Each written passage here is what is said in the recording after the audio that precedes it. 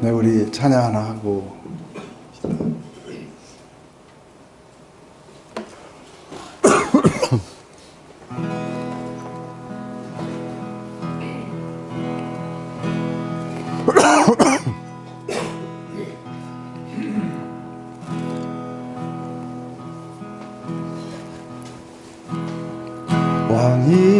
왕이신 나의 하나님, 내가 주를 높이고 영원히 주의 이름을 송축하리라.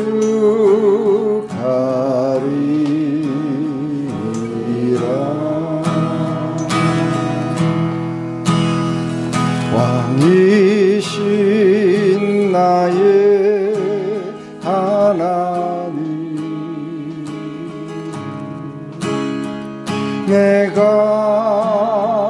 주를 높이고 영원히 주의 이름을 송축하리라.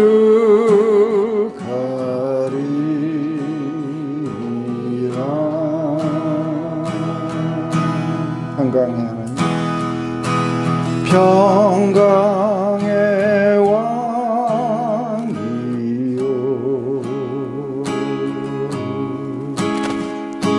자비의 하나님,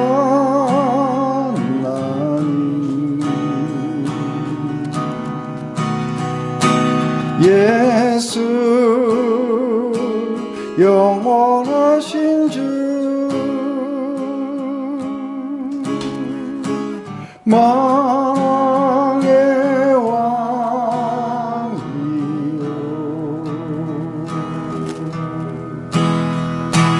평강의 왕이요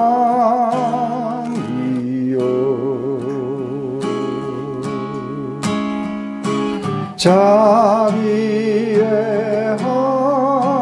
하나님, 예수 영원하신 주, 만왕의 왕이요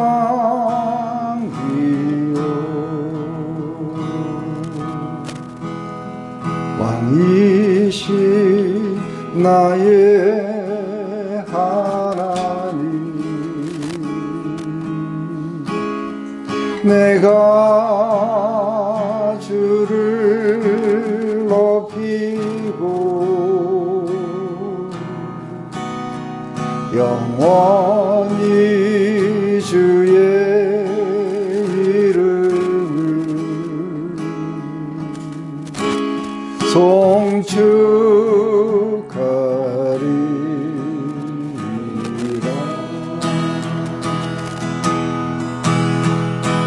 평강의 왕이요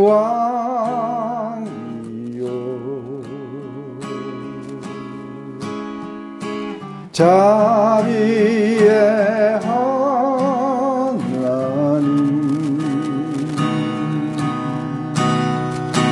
예수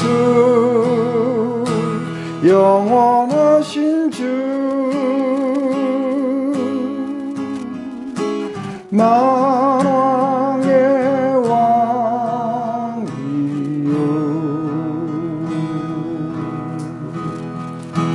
예수 영원하신 주, 만왕의 왕이요.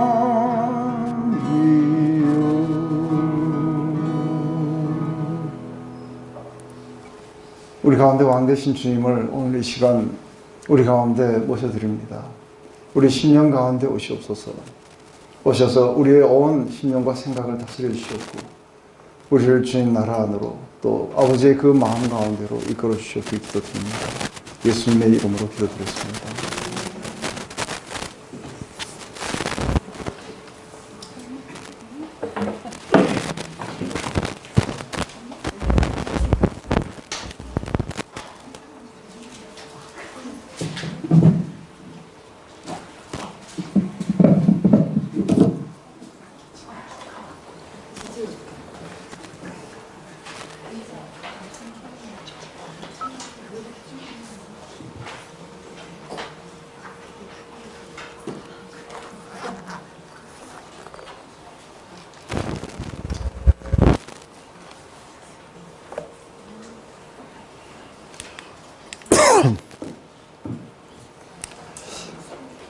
네, 우리 지난 시간에 4장의 그 마지막 부분을 못했습니다. 그래서 그 마지막 마태복음 4장 마지막 부분을 하고 오늘 5장 산상수훈 들어가겠습니다. 4장 마지막 부분에 우리 4장 12절부터 16절까지 보면 이렇게 나옵니다. 우리 한번 다 같이 읽고 시작할까요? 네, 시작.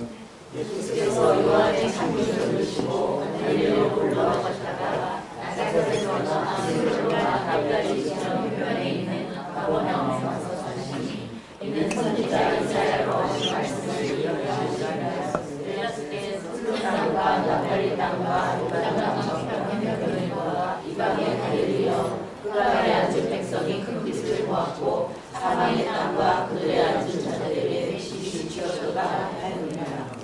네, 지금 여기에서 선지자라고 하는 건 이사야입니다. 이사야서 9장 말씀을 인용했는데 지금 이사야가 활동했던 시기, 그것은 아시리아에 의해서 북이스라엘이 이렇게 멸망을 받던 그 시기에 활동을 했었습니다.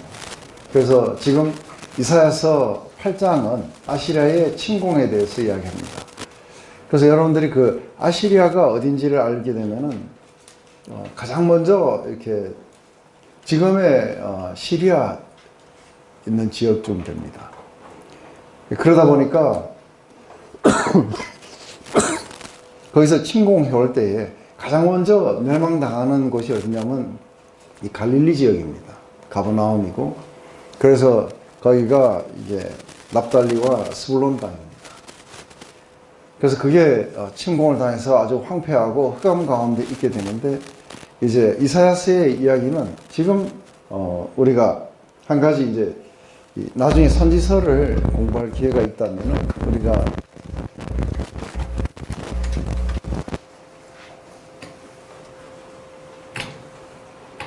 오늘은 굉장히 슬로우 비디오로 올라갑니다. 여기 지역은 일단은 우리가 여기가 지금 그 가버나움 갈릴리 지역입니다. 그죠? 그러면 이 하란에 해당되는 여기가 이게 아시리아 지역이었어요. 그래서 이 아시리아가 이렇게 있으면 이 남쪽이 이게 바벨론이에요. 그리고 여기가 페르시아고 이렇게 되죠. 그래서 아시리아의 이 침공으로 말미암아 BC 722년에 북이스라엘을 멸망당합니다.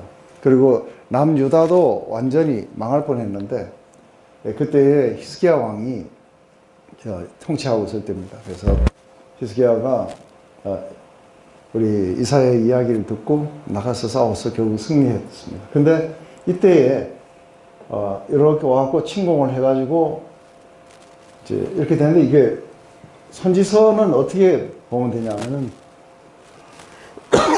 선지자가 여기 이렇게 서 있습니다. 그러면은 쭉 봤을 때 1차적으로 성취가 이루어지는 때가 있습니다. 이건 역사 속에서 이루어집니다. 근데 이것과 이 선지자들은 이게 겹쳐 보입니다.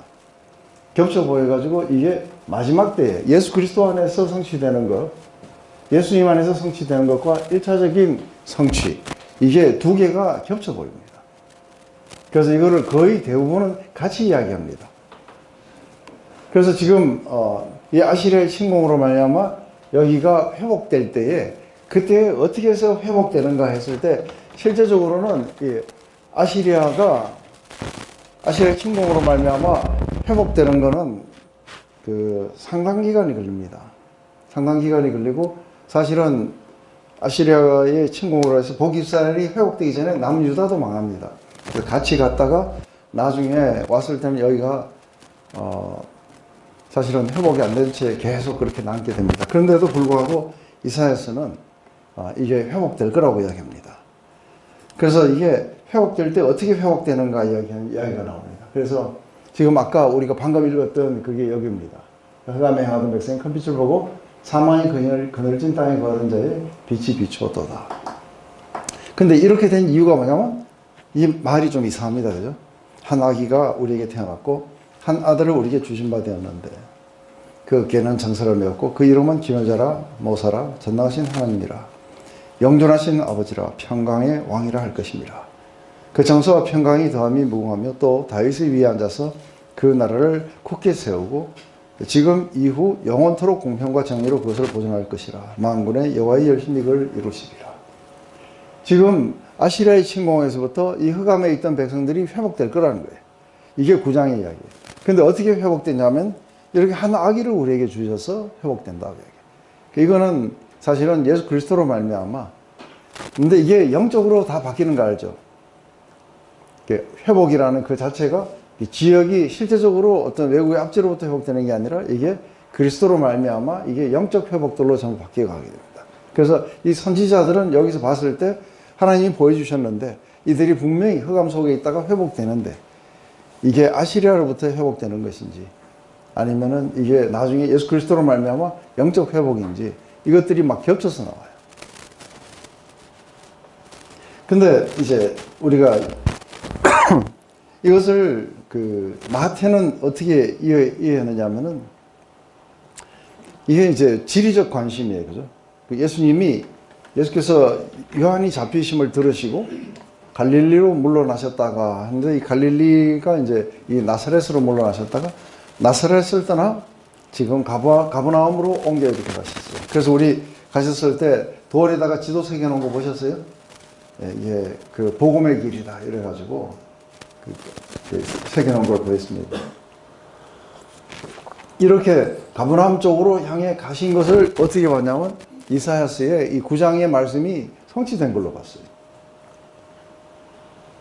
그래서 이는 선지자 이사야로 하신 말씀을 이루려 하십니다. 일러스되 스불론 땅과 납달리 땅과 요단강 저편 해변의 길과 이방의 갈릴리와 흑암에 앉은 백성이 큰 빛을 보았고 사망의 땅과 그늘에 앉은 자들의 빛이 비추었더라 하였느니라. 지금 이걸 통해 가지고 바로 이사야서 9장에 나오는 한 아기가 누구냐면 바로 예수 그리스도라고 이렇게 지금 이야기를 하고 있는 거죠. 그래서 이건 마태가 이것을 구약을 어떻게 이해했는가 하는 것에서 우리가 이렇게 볼 수 있습니다. 그래서 이건 궁극적으로 메시아적 구원 이것을 갖다가 이루기 위해서 예수님은 갈릴리로 물러나셨다가 가버나움으로 가신 것이다 하고 지금 이렇게 이야기하는 거죠.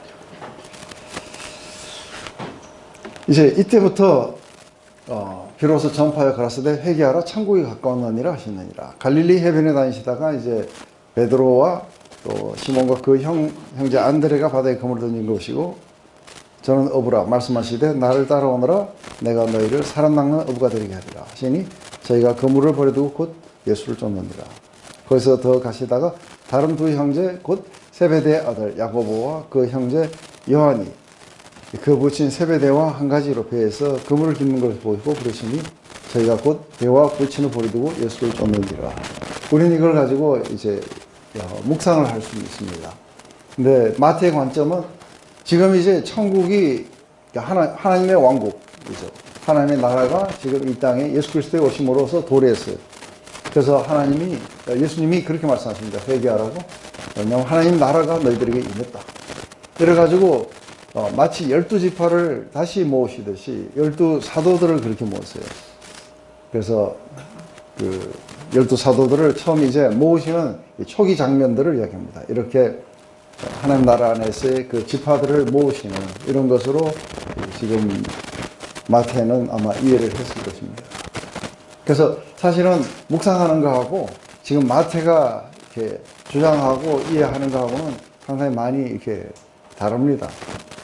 그래서 우리는 이것도 하고 저것도 하고 이 두 개 다를 이렇게 할 필요가 있다고 봅니다. 그죠? 이제 이건 다 같이 읽읍시다. 시작.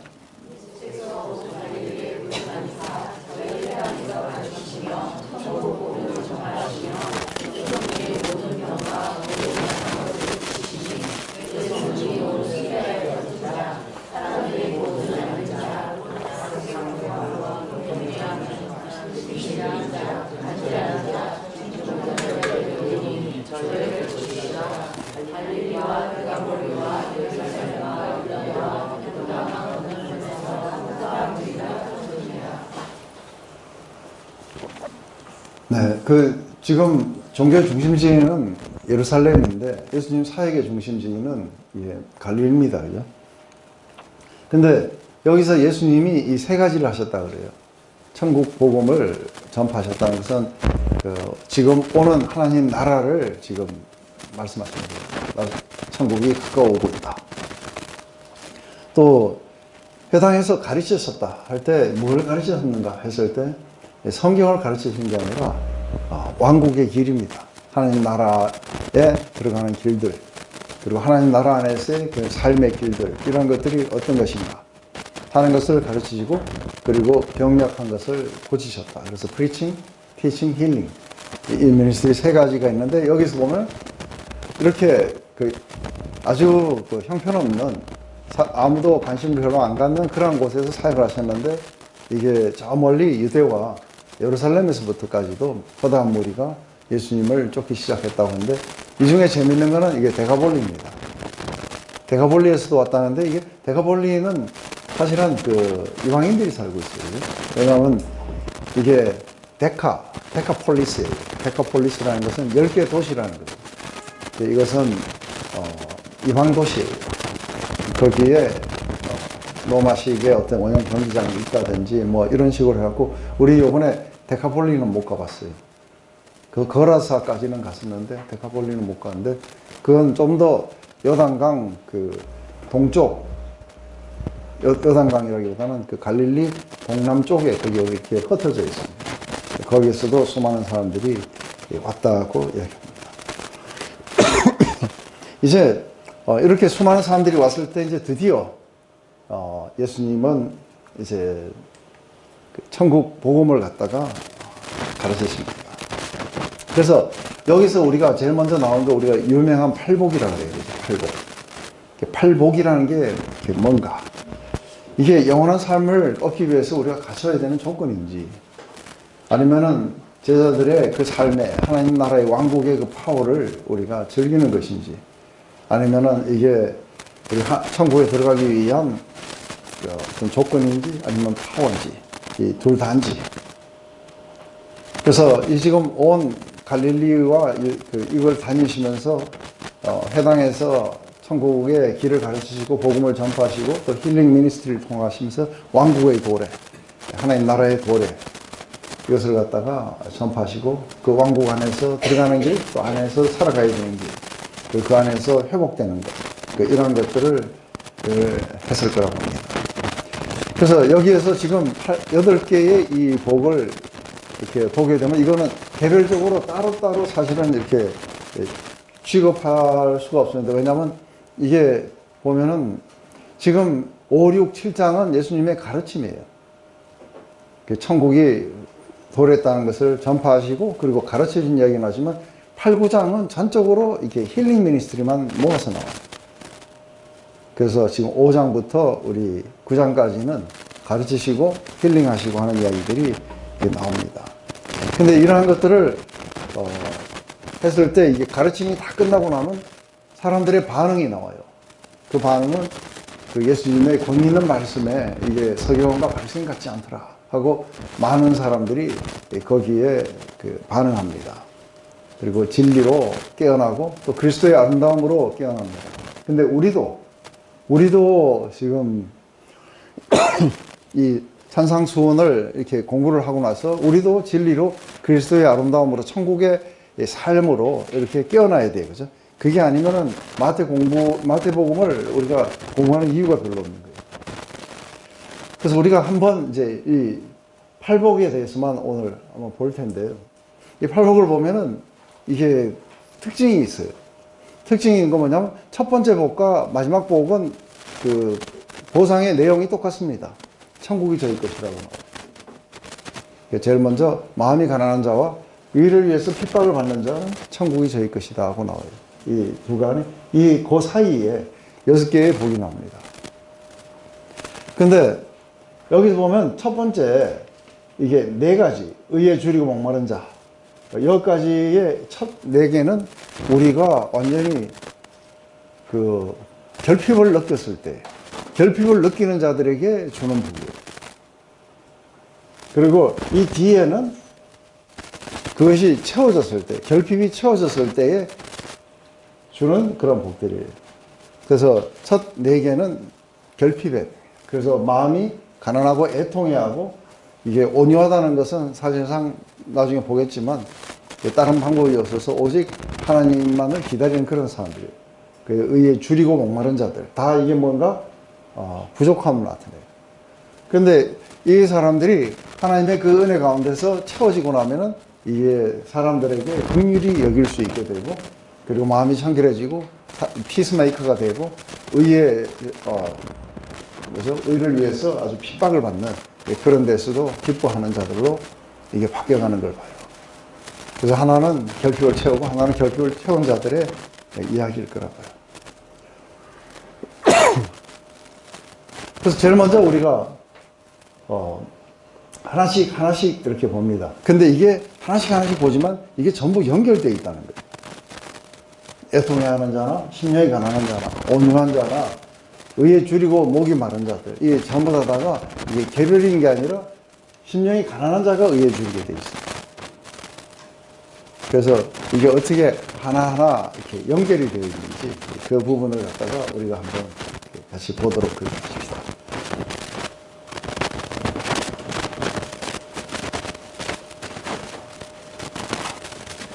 그래서 우리도 이제 여러분들 한 묵상을 해보셨습니까? 예수님이 지금 산에 오셔서 제자들에게 이야기할 때 그 가까이 지금 현재는 4명밖에 없어요, 그죠?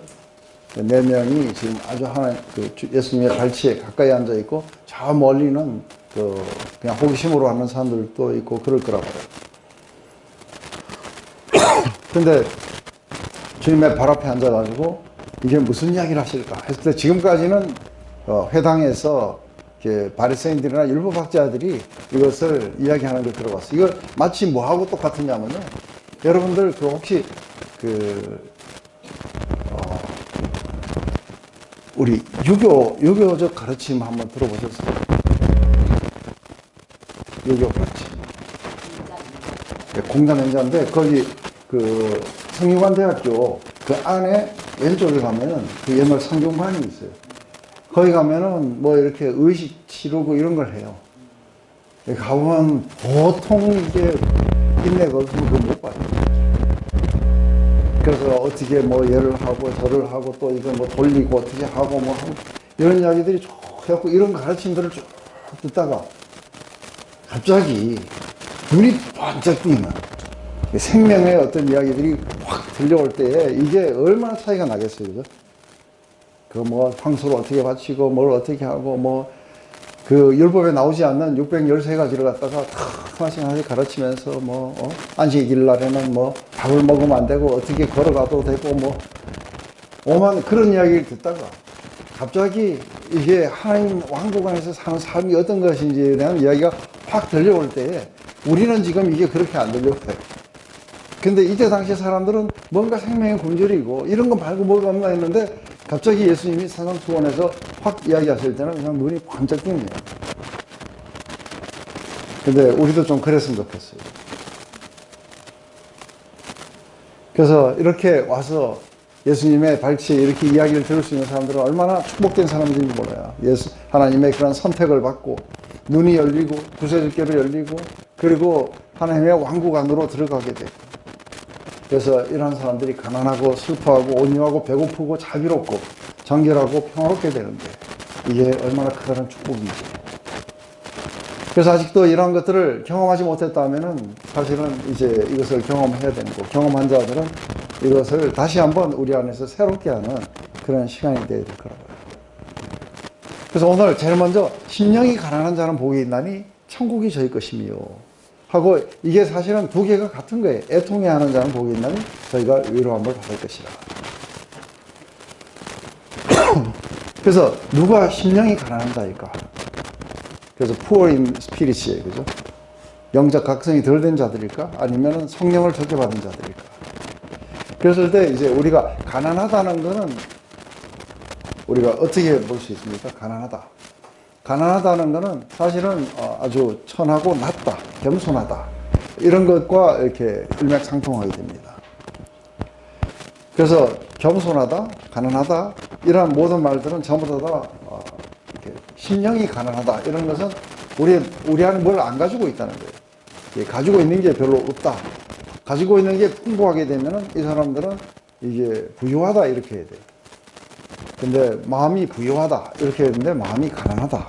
지금 그렇게 이야기하고 있는 거죠. 그래서 첫째 마음이 가난하다고 이야기할 때는 하나님 앞에서 자기가 내세울 만한 게 없다는 거죠.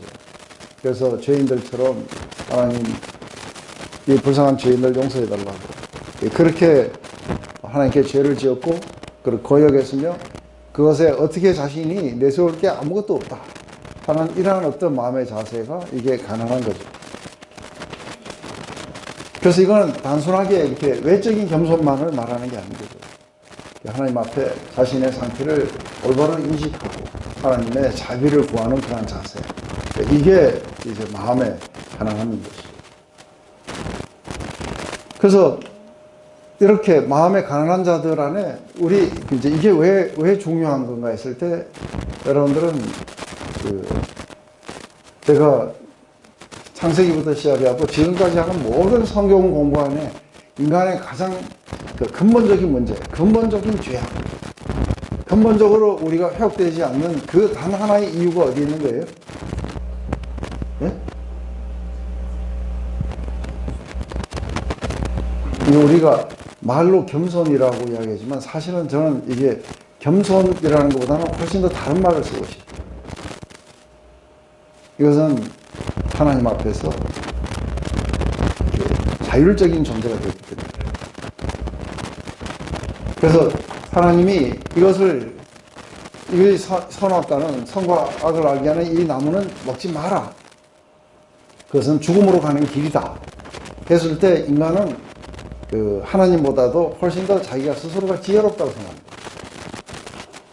그래서 이걸 먹으면은 이렇게 보암직스럽고 먹음직스러운데 왜 이걸 먹지 말라 하느냐. 그래서 결국은 하나님의 뜻이 아닌 자신의 소견을 따라서 이게 살아가게 되는 이게 근본적인 우리 인간의 죄악이에요. 근데 이제 우리 한 두 종류의 인간을 한번 봐보셔요. 한 종류의 인간은 이게 아주 심령이 아주 부유하다 이렇게 표현하면 좀 이상하지만 심령이 부유하다는 것은 뭐냐면 하나님 앞에서 내세울 게 많은 거예요. 하나님이여 저 인간 같지 않기를 감사드립니다. 그러면서 자기는 매일 소득의 실주도 드리고 또 이러한 어떤 매일 주의를 어떻게 지키고 있으며 자기의 그 삶을 돌아봐도 정말 너무나도 참 감사할 것밖에 없습니다. 제가 얼마나 아주 훌륭한 사람인지 모르겠습니다.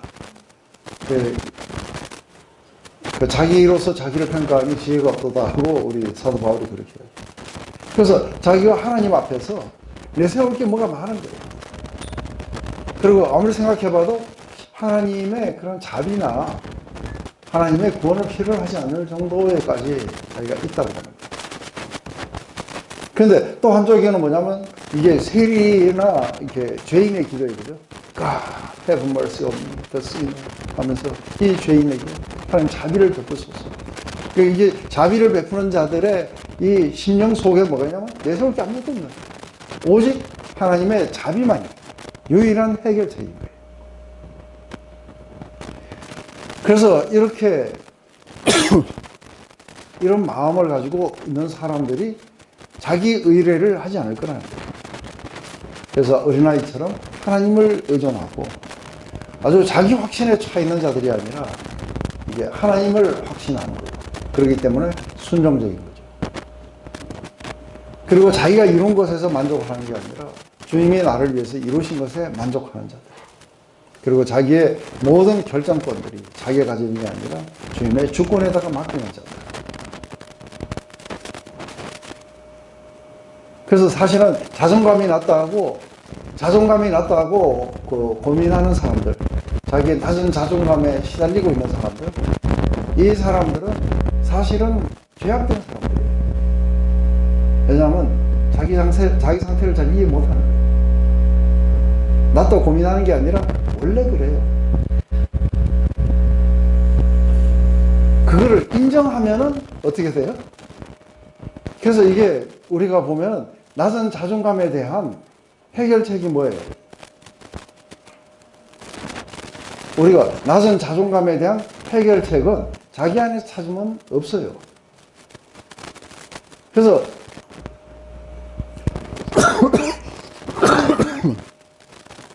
제가 모든 죄인 중에 괴수예요. 죄인 중에서 높다는 게 아니라 죄밖에 없는 거예요. 나를 쳐다보면 정말 부끄럽고 수치스러운 것밖에 없어요. 근데 이걸 내가 그런 존재라는 걸 일단 받아들이면 마음이 가난한 자가 되죠. 그러면은 이 자들은 어디에서 일어서냐면 하나님의 자비 가운데 일어섭니다. 그래서 자기가 하나님의 사랑을 입었고 자비를 입어서 그래서 내가 이렇다고 이야기를 할 때에 지금 자신의 낮은 상태와 그것을 품어주시고 또 은혜를 베푸시는 하나님의 사랑과 은혜의 크기, 이 두 가지가 한꺼번에 이게 작용을 해가지고 폭발적인 그런 그 열정으로 사랑으로 거룩함으로 향해 나가게 되는 원동력이 돼요. 근데 예를 들어서 나 자존감이 낮으시다. 그러면은 그 하나님이 예수님 오셔서 그렇게 생각하지 마라. 너는 멋진 사람이다. 뭐 이래가지고 그래가지고 이게 자존감을 끌어올려가지고 나는 정말 멋진 사람인가 그것도 거짓말이에요.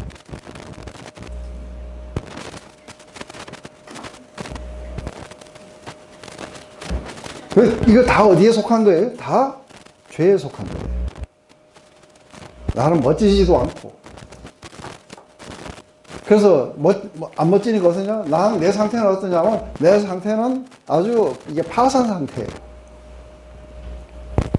근데 놀라우신 하나님의 은혜가 내게 자비를 베푸시고 내게 새로운 삶을 허락하시고 그리고 나는 그리스도 안에 있다는 거죠. 그래서 하나님 그리스도 안에서만이 내가 진정하게 내가 누군지를 나타냅니다. 그래서 내가 낸데하고 하나님하고 예수 그리스도의 자비를 떠나가지고 자기가 어떻다든지 이야기하는 거는 결국은 자기를 제대로 평가하지 못하겠죠.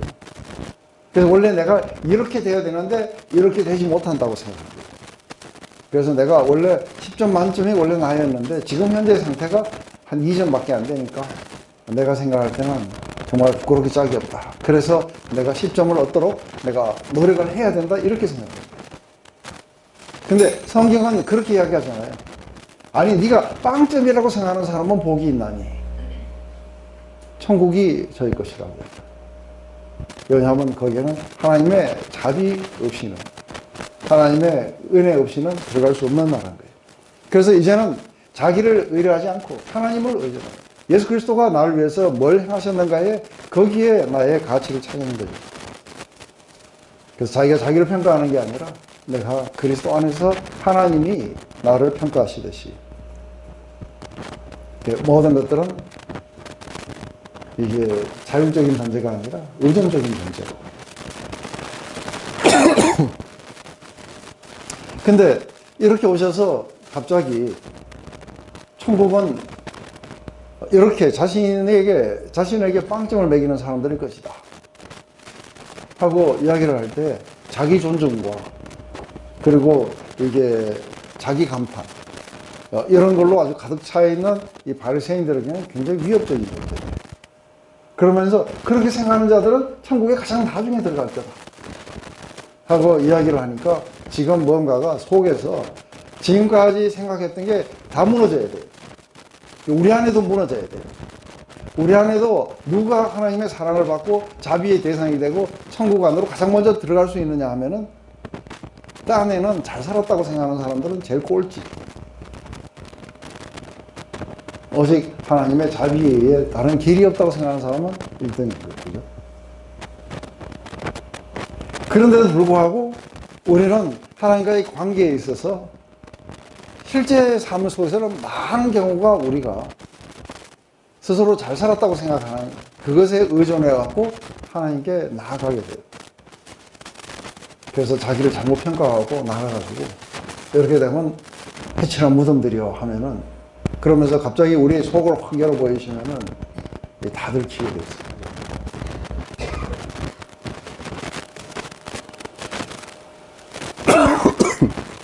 하나님을 만났던 믿음의 영웅들은 전부 다 자신을 갖다가 그렇게 평가를 해요. 그래서 우리가 아브라함, 우리 야곱, 모세 이거 보면 다 똑같이 티끌 같은 나라도 감히 주께 구하나이다. 그러면서 야곱도 나는 주께서 주의 종에게 주신 모든 은총과 모든 진리를 조금도 감당할 수 없사오다. 내가 내 지팡이만 가지고 여돈을 변했더니 지금 두 때나 하나님이 이루시도록 해주셨습니다. 도대체 내가 누군데 바로에게 갑니까? 나는 말하지 못하지 않습니까? 근데 왜 이런 자들을 들었어야 되고 또 조금 강해지는 자들 받은 계시가 많고 그리고 뭔가 능력이 많고 이런 자들에게 왜 가시로 찔렀어요? 사단의 사자들을 주고 그리고 넘어지게 만들고 이게 다 뭐 하는 작업이세요? 가난하게 만드는 작업이세요. 우리가 볼 때는 참 저 훌륭한 지도자가 저것만 없었으면 참 완벽하게 천국에 들어갔을 텐데 근데 안 그렇다는 거예요. 거꾸로인 거예요. 또다시 추락해가지고 어디로 가야 돼요?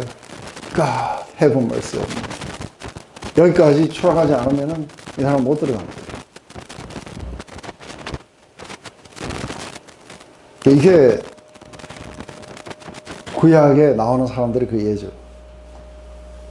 그러자 하나님은 뭐라고 하시냐면은 네 부족한 거는 내한테 아무 문제가 안 된다 이렇게 하시는 거예요. 네 부족한 건 내한테 아무 문제가 안 된다. 네가 부족하기 때문에 내게 훨씬 더 유리하다. 그러면서 누가 사람을 지었냐? 누가 벙어리냐? 누가 기머거리냐? 누가 소경이 되게 하느냐?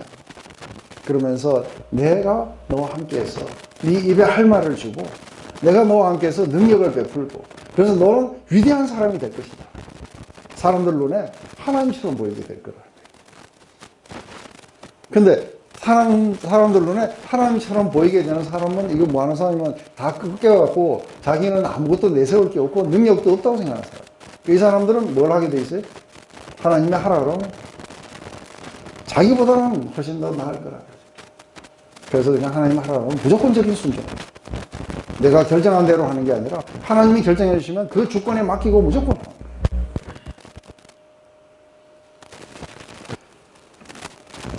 이게 안 되면은 그래서 우리 모두 안에는 이게 있어요. 우리는 뭔가 이런 걸 맡기에 반장 어때? 반장하기 합당하세요? 근데 이게 뭔가 자기에게 맡겨진 것에 이게 합당하지 않다는 느낌, 합당하지 않다는 느낌. 제가 며칠 전에 그 복음을 막 이렇게 전하는 사람들에게 만났어요. 만나가지고 쭉 했는데 이 사람들 안에 뭐가 있냐 하면은 늘 자신감이 결여되어 있는 거예요. 그래서 막 이럴 때에 과연 이 사람이 영접을 할까? 과연 이 사람들이 복음을 받아들일까? 내가 과연 잘 전할 수 있을까? 뭐 어쩔까? 하는 거예요.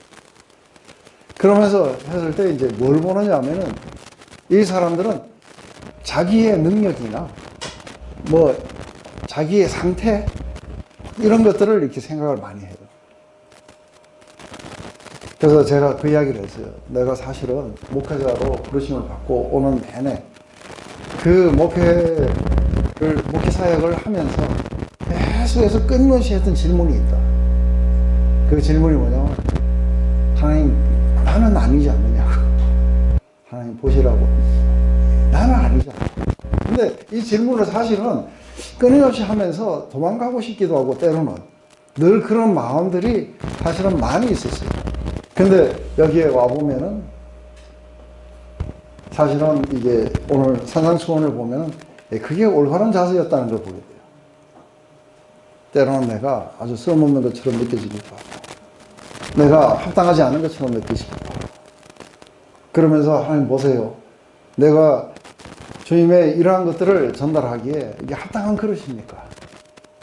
사도 바울을 보세요. 이게 얼마나 멋있는 인간입니까? 근데 저는 아니지 않습니까? 그때 하나님께서 네 자신을 깔보지 마라. 너는 멋진 사람이야. 이렇게 이야기해 주면 좋을 것 같은데. 멋진 사람이야. 하는 게 아니라 내 주권적인 은혜가 너를 통해서 사람들을 회복시킬 것이다. 너는 그 자리에 서기만 하면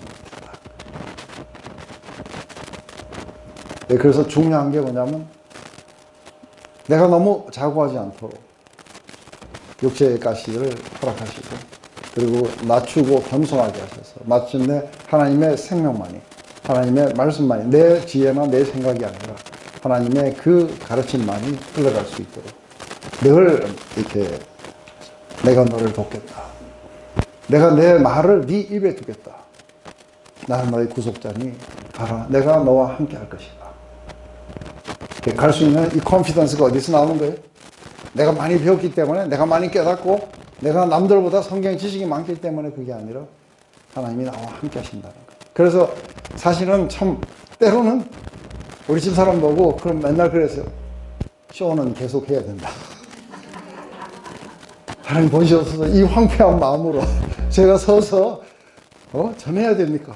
이게 꼭 쇼하는 것 같지 않습니까? 그때도 이게 뭐예요? 너의 어떠함이 전해지는 게 아니라 네가 니를 갖다가 전하는 것이 아니라 내가 너의 주되심을 전하는 것이다. 그래서 너의 아무리 황폐함 속에서도 네가 입을 열어 전파하라. 그때 내가 함께 할 것이다.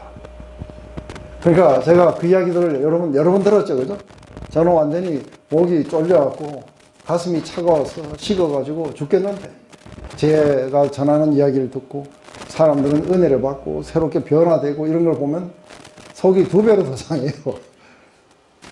어떻게 이럴 수 있습니까? 나도 좀 이렇게 제가 그 이야기를 들으면서 굉장히 재미있게 생각했던 게 조영기 목사님이 우리나라 조영기 목사님하고 세계에서 조영기 목사님하고 틀리는 거 아시죠? 저는 바깥에서 조영기 목사님을 들었는데 세계 어느 구석에 가든 어느 책에든 조영기 목사님 이야기 안 하는 게 없어요. 그래서 우리가 생각하는 것보다는 훨씬 더 큰 분이에요. 근데 그분이 그런 거예요. 한번 크루세이드 막 할 때에 하면서 막 기도를 하면 막 사람들이 막 나왔고 막 그래요. 그리고 복음을 받아들이고 막 그래요. 근데 이제 자기 고백이 그런 게 막 그러다가 자기한테 기도하래요. 아니 나도 근데 안 되더래요.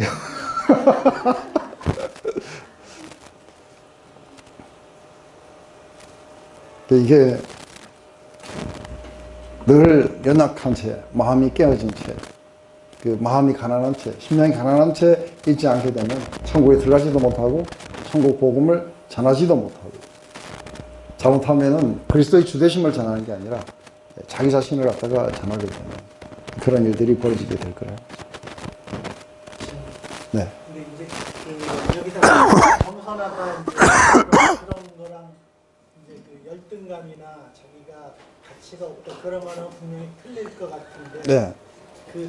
틀린 이제 만약 여기가 낫다 겸손하다 그래도 그 안에 내가 하나님의 아들이다 그런 자존감 그런 거는 분명히 있어야 될 것 같은데. 그러니까 무슨 차이? 그 컨피던스라는 거는 자신 안에 두는 게 아니라 그리스도 안에 두는 거예요. 그래서 이거 말할 때에 이렇게 수지스럽지 않아요. 내가 죄인 중에 괴수입니다 하고 뭐 어디 지구멍 찾아 들어가고 그런 게 아닌 거예요. 내가 죄인 중에 괴수입니다 하는 거예요. 죄인 중에 괴수가 뭐 그렇게 그냥 당당하게 이야기할 수 있냐. 왜냐하면은 내가 죄인 중에 괴수이기 때문에 이런 나를 갖다가 가신 위대하신 하나님의 은혜와 구속의 은혜를 찬양합니다 하는 거죠. 나 같은 자가 바뀔 수 있다면 다 바뀔 수 있습니다. 이게 지금 디도스에서 나온 얘기예요. 그러니까 내가 낮고 보잘것없지만은 그거는 그리스도 밖에서 이야기하는 거예요. 하나님이 자꾸 하나님의 능력 안에서 그렇죠. 어떤 자신감이 있다든가. 그렇죠. 그건 하나님 앞에서 내가 정확하게 나를 인식하는 것이죠. 그렇지만 그것만 인식하는 게 아니라 그것을 구속하시고 그리고 은혜로 나를 갖다 사로잡아 가신 하나님의 그 은혜 또한 함께 같이 있어가지고 내 자신이 낮지만 스스로 자존감이 낮은 건 아니에요. 근데 자존감이 낮아갖고 그렇게 고통하는 사람들은 하나님 밖에 있는 거예요. 그래서 자기 자신 안에서 뭘 찾으려고 하는 거예요. 그래서 인간은 자기 자신 안에서 뭘 찾으려고 하면 결국은 가는 게 뭐냐면 우울증이고 결국은 이게 질병에 걸리게 돼 있어요. 왜냐하면 자기 자신 안에 없는 걸 찾으니까요. 그건 확실히 틀린 거죠. 그래서 제일 먼저 하나님의 은혜를 받게 되면은 그런 게 나오죠. 그러니까 다윗이 사무엘하 7장에서 하나님이 내가 너희 집을 지어주겠다. 영원한 집을 지어주겠다. 네가 잘못하더라도 사울에게서 왕위를 뺏은 것처럼 뺏지 아니하고 나는 네 집을 갖다가 영원하게 세워주겠다. 네 왕조는 영원할 거다. 하고 이렇게 이야기를 해주는데 제일 먼저 그럼 알아보시네 하고 이렇게 이야기하자는 거예요. 도대체 다윗이 누군데 그런 말을 하십니까? 도대체 내가 뭔데 하나님 이런 약속을 해주시는 겁니까? 이게 이제 가난하고 낮은 마음 속에서 이야기하는 거예요. 다윗이 모비보셋을 갖다가 왕의 심상에서 왕의 식탁에서 같이 먹으라고 하니까 죽은 개 하나 다름없는 나를 이렇게 환대해 주시는 이유가 뭡니까? 이게 은혜에 대한 우리의 일반적인 그런 반응. 왜냐하면 자기를 정확하게 평가하지만 그 하나님의 그 상대 대상의 사랑과 은혜에 대해서 내가 그 안에서 가치를 느끼게 되는 거죠. 그래서 내 가치는 거기에 있는 게 아니라 나를 갖다가 대해주시는 하나님 안에 있다는 것이죠. 이게 이제 근데 이것은 어디에서 와야 정확하게 자기를 평가할 수 있느냐 하면은 실제적으로는 처음에 우리가 이렇게 생각할 수 있어요. 우리끼리 이렇게 한번 평가해봐요. 우리끼리 이렇게 평가를 해보면은 나도 좀 괜찮은 사람 같아. 이렇게 한번 둘러보세요. 둘러보시고 내가 그래도 저 인간보다는 낫지 않겠는가 하고 이게 지금 거울이 희미한 거예요. 거울이 너무 희미해가지고 거울아 누가 제일 이쁘냐니까 자기가 제일 이쁘다고 말하는 것 같아요.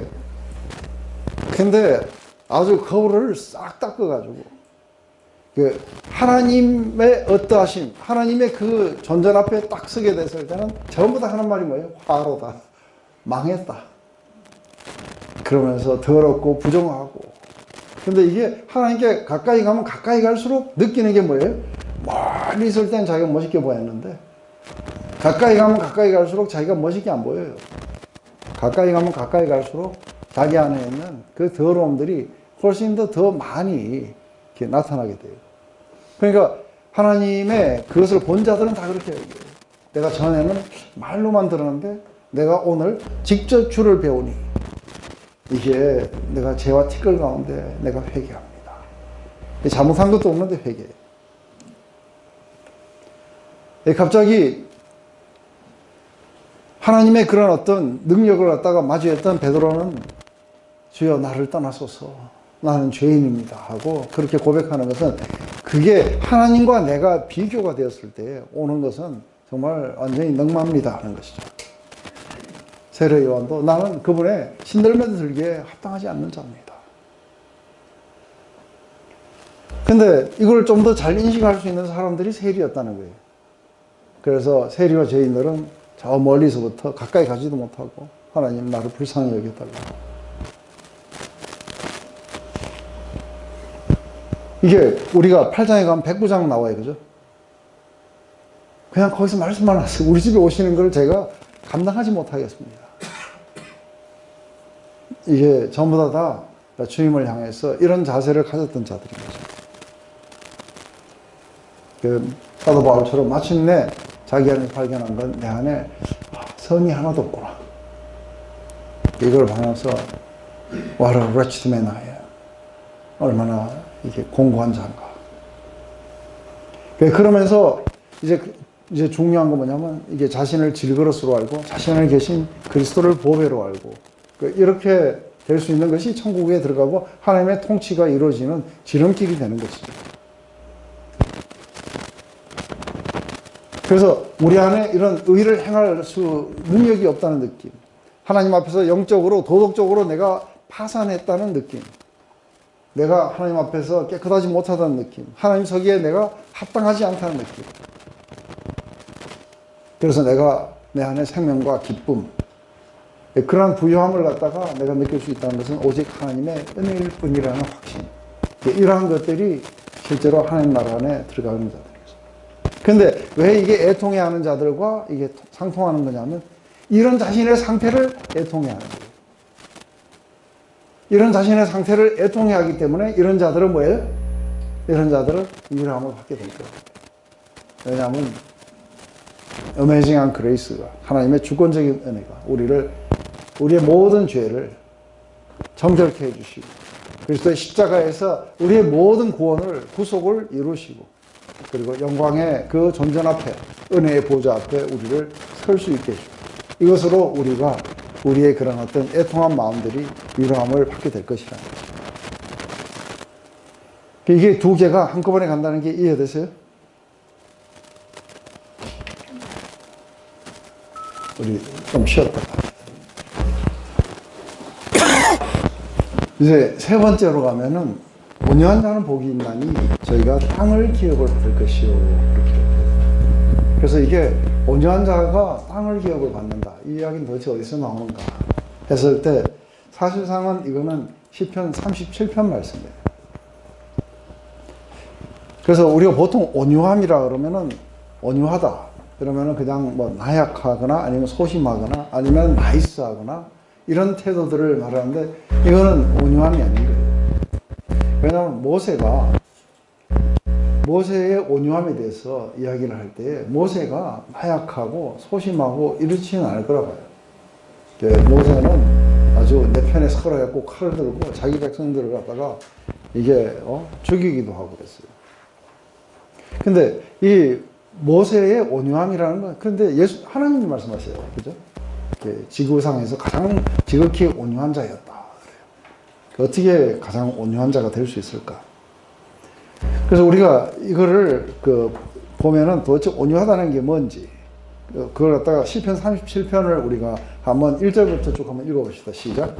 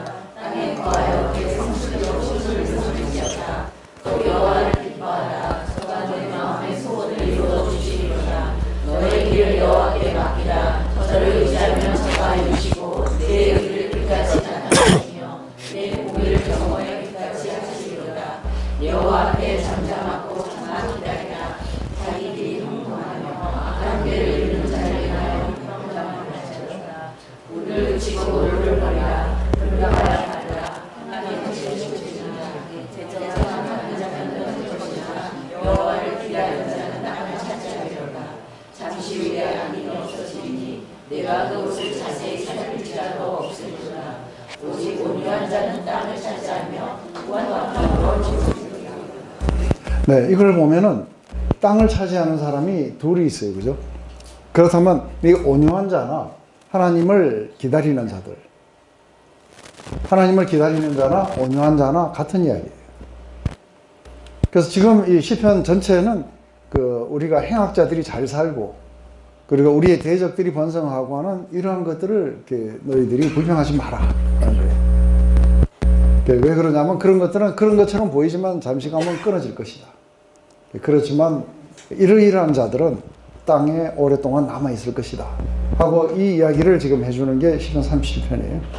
근데 그 중에서도 제일 먼저 보면 여호와를 의뢰하고 선을 행하는 자들, 그리고 그 성실을 식물로 삼고 또 여호와를 기뻐하는 자들, 그런 자들에게 하나님은 우리의 마음의 소원을 이루어주시고 또 우리의 길을 갖다가 여호와께 맡기는 자들, 그러면 저가 이루어주시는 거예요. 이게 보면 전부 다 뭐예요? 보면 여호와를 의뢰하고 여호와를 기뻐하고 우리의 모든 것들을 여호와께 맡기고, 그리고 여호와 앞에서 참고 잠잠하게 기다린다는 거예요. 그러면서 불평하지 않는 거예요. 어떤 불평도 하지 않고 그러면서 여호와를 갖다가 기다리고 있는 거예요. 하나님이 행하실 것을 믿고 기다려가는 거죠. 이런 온유한 자는 땅을 차지하게 될 것이라는 거예요. 그러면 모세가 왜 온유한 자인 거예요? 이게 모세가 온유하다는 이야기가 어디서 나오는지 아세요? 물론 다 잊으셨겠지만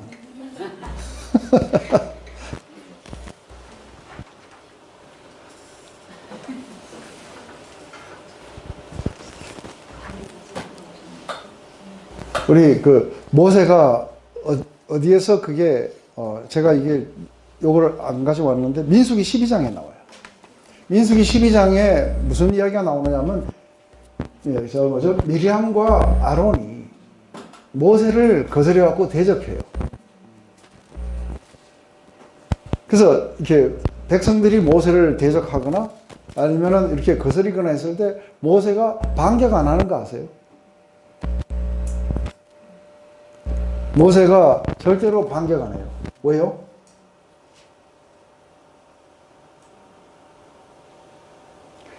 하나님이 너하고만 이야기했느냐? 우리하고도 이야기하지 않느냐? 하고 지금 이렇게 했을 때 모세는 거기에 대해서 형하고 누나에 대해서 니들이 어떻게 그런 이야기를 할 수 있느냐? 하나님이 지도자를 뽑은 게 너희냐? 내 아니냐? 하고 이렇게 자기를 변명도 안 해요. 그래서 이 문제를 가지고 하나님 앞에 나갔을 때 하나님이 공평과 정의로 갈라주실 것이라는 걸 믿고 하나님을 의뢰하고, 그러자 하나님이 오셔서 이게 빈디케이트 해주시는 거예요. 너는 이상으로 말하지만 모세는 나하고 얼굴과 얼굴을 마주보고 이야기하는 사이다. 해가지고 미리암 밖에 나가가지고 일주일 동안 문둥병에 시달려봐라.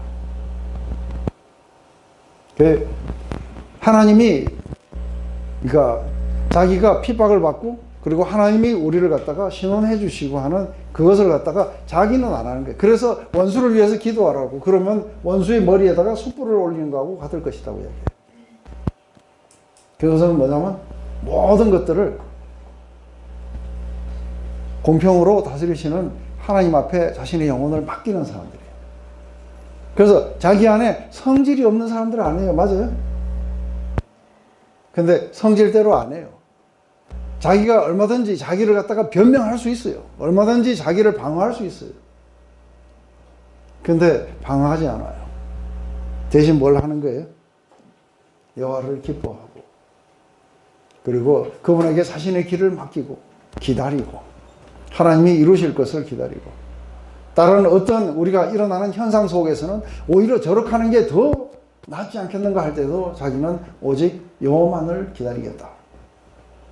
이런 자들은 이게 힘이 하나님을 향한 트러스트 속에서 제어되고 있어요. 이해되세요? 그래서 이걸 마치 뭐하고 같으냐면은 이게 잘 길들여진 말하고 같은 거예요. 말이 힘이 없는 게 아니에요. 자기 마음대로 막 날뛸 수 있어요. 그죠? 근데 이게 길들여져 있어갖고 주인이 이렇게 치면 일로 가고 저렇게 치면 저로 가고 순종적으로 그 힘을 사용하고 있어요. 이게 온유인 거예요.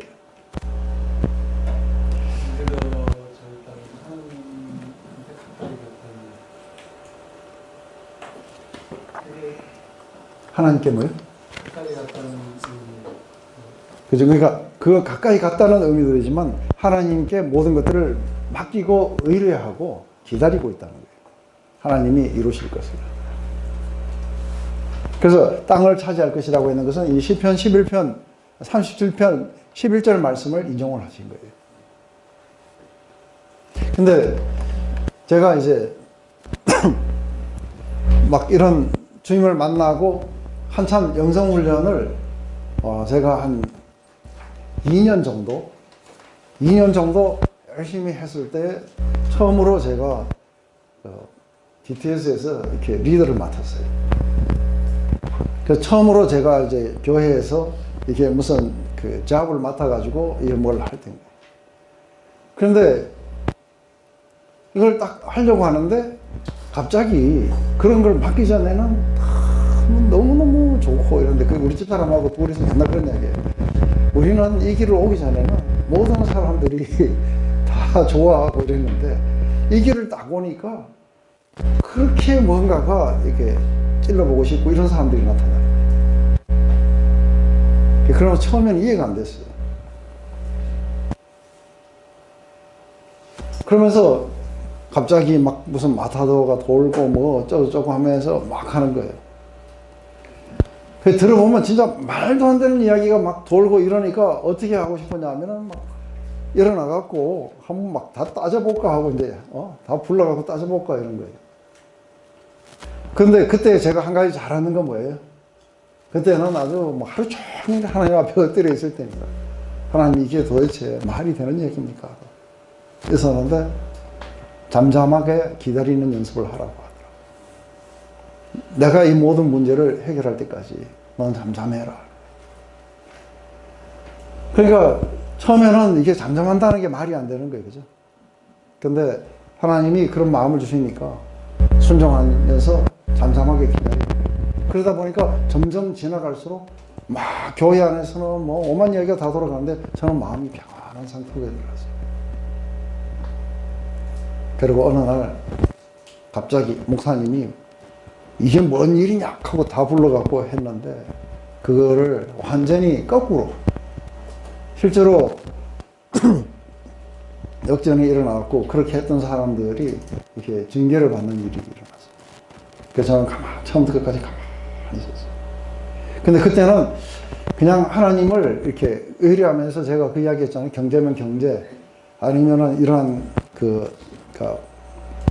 비난이면 비난, 아니면은 관계면 관계, 건강이면 건강, 이거 다 따로 이렇게 하나님 앞에 통과하는 작업이다 이렇게 생각하는 거예요. 근데 나중에 돌이켜보니까 그게 온유를 배우는 장면이에요. 뭐든지 하나님 앞에 맡기고 의뢰하고 기다리고 그리고 그것을 이루시는 하나님을 기뻐하고 그분이 내 마음의 소원을 이루어주시는 분이라는 것. 이러한 것들이 천국의 다스림 안에 굉장히 중요한 이야기라는 게 이해되세요? 실제로는 뭐 자기 방어와 뭐와 이런 걸로 다 차지하게 된다면 이거는 이제 그 온유함이 아닌 거죠. 네가 할 수 있는 걸 잡아라. 강한 자만이 차지할 수 있다. 뭐 이런 이야기들은 사실은 이게 말씀하고는 틀리는 거예요. 그 우주의 중심에 네가 있는 게 아니라 내가 있다고 말씀하시죠. 네, 그렇기 때문에 영적 파산을 인정하고 그것을 습파하는 자들은 그런 자들은 자신을 과대평가하지 않는 거예요. 그리고 악인의 그 물질적인 성공을 투기하지 말고 온유한 자들, 이런 자들만이 늘 하나님이 우리의 소원을 이루시는 분이기 때문에 그래서 있는 것을 가지고 만족하는 법을 배우고 우리는 그리스도 안에서 다 가졌다고 그래서 그 아들을 내주신 분이 그 아들과 함께 모든 것들을 우리에게 주실 것이라는 그런 어떤 믿음 속에서 기다리게 되고 그래서 온유한 자라는 건 제일 먼저 뭐냐면 하나님을 신뢰함 속에서 기다리는 자들이 그죠? 하나님을 신뢰하는 자들. 대적이 일어날 때도 하나님 자신을 위해서 일하시고 계시며 실현해 주실 것을 믿는 자들이고요. 그래서 시편 118편에 가면 그렇게 해요. 아주 대적하는 자들이 아주 벌떼같이 일어났을 때에도, 그래서 내가 사람들에게 피하지 않고 나는 주께 피하겠습니다. 그래서 하나님은 나의 구원이시고 내 편이시라. 이 확신이 있으세요?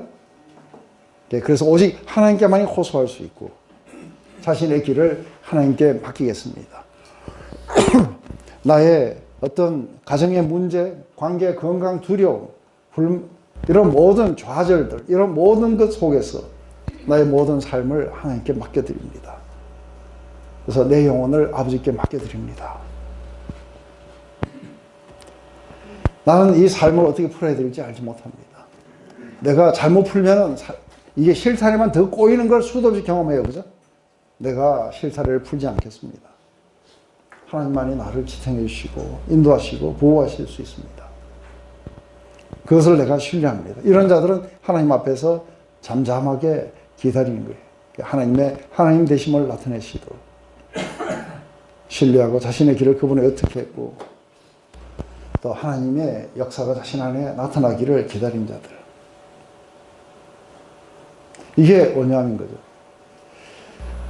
그래서 우리가 어떤 그 분노나 불평, 조바심을 나타낸다든지 이거는 천국의 삶하고 먼 이야기예요. 그래서 자기 권리를 주장하고. 근데 그 과정이 쉽지 않으니까 내통한 자가. 예, 그렇죠. 그러니까 마음이 완전히 낮아지지 않아서 아직도 자기가 할 게 있다고 생각하는 거죠. 그래서 이게 연관이 있다는 거예요. 마음이 완전히 가난해지긴 가난해졌는데 완전하게 가난해지지 않아가지고 그만큼은 아직도 강씨가 살아가지고 뛰어다니는 거죠.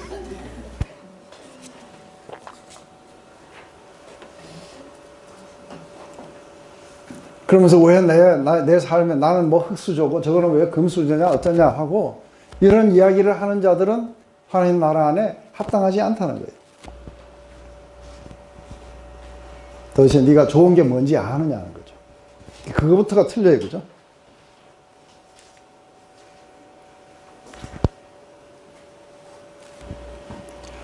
의에 줄이고 목마른 자들은 복이 있나니 저희가 배부를 것이니요.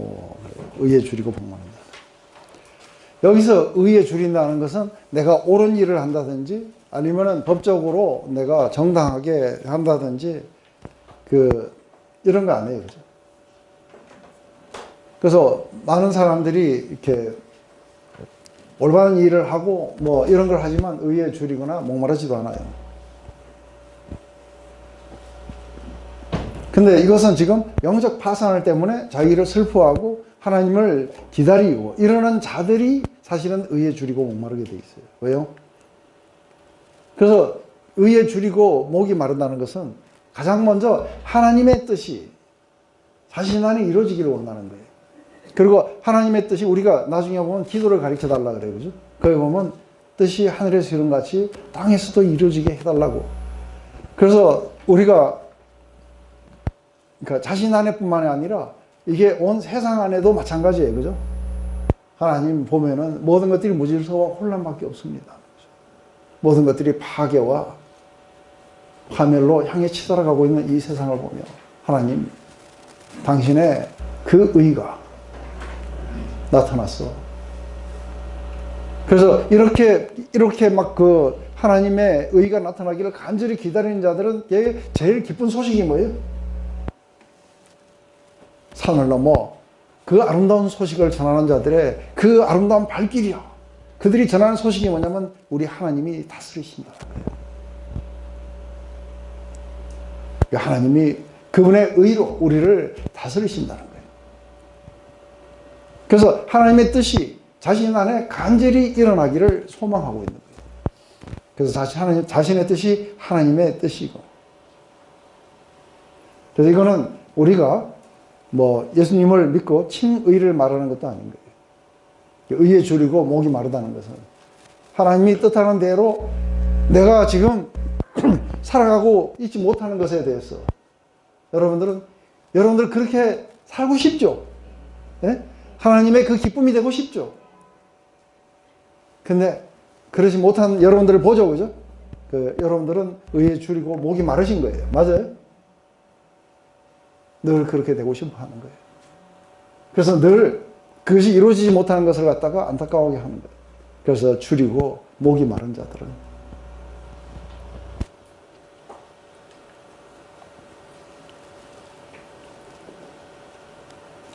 이게 또 한 가지의 이게 줄이고 목마른다는 것은 이게 한번 하나님의 그 통치나 하나님의 은혜 또 하나님의 그런 어떤 의를 갖다가 경험하고 나면은 이게 경험한 사람들 안에 원래 이거 그거 아시죠? 고기도 먹어본 놈이 좋아한다고 이런 이야기가 있어요. 이게 뭐냐면 하나님의 의의 통치를 경험한 사람만이 그거에 대해서 더 줄이고 목마르게 돼 있어요.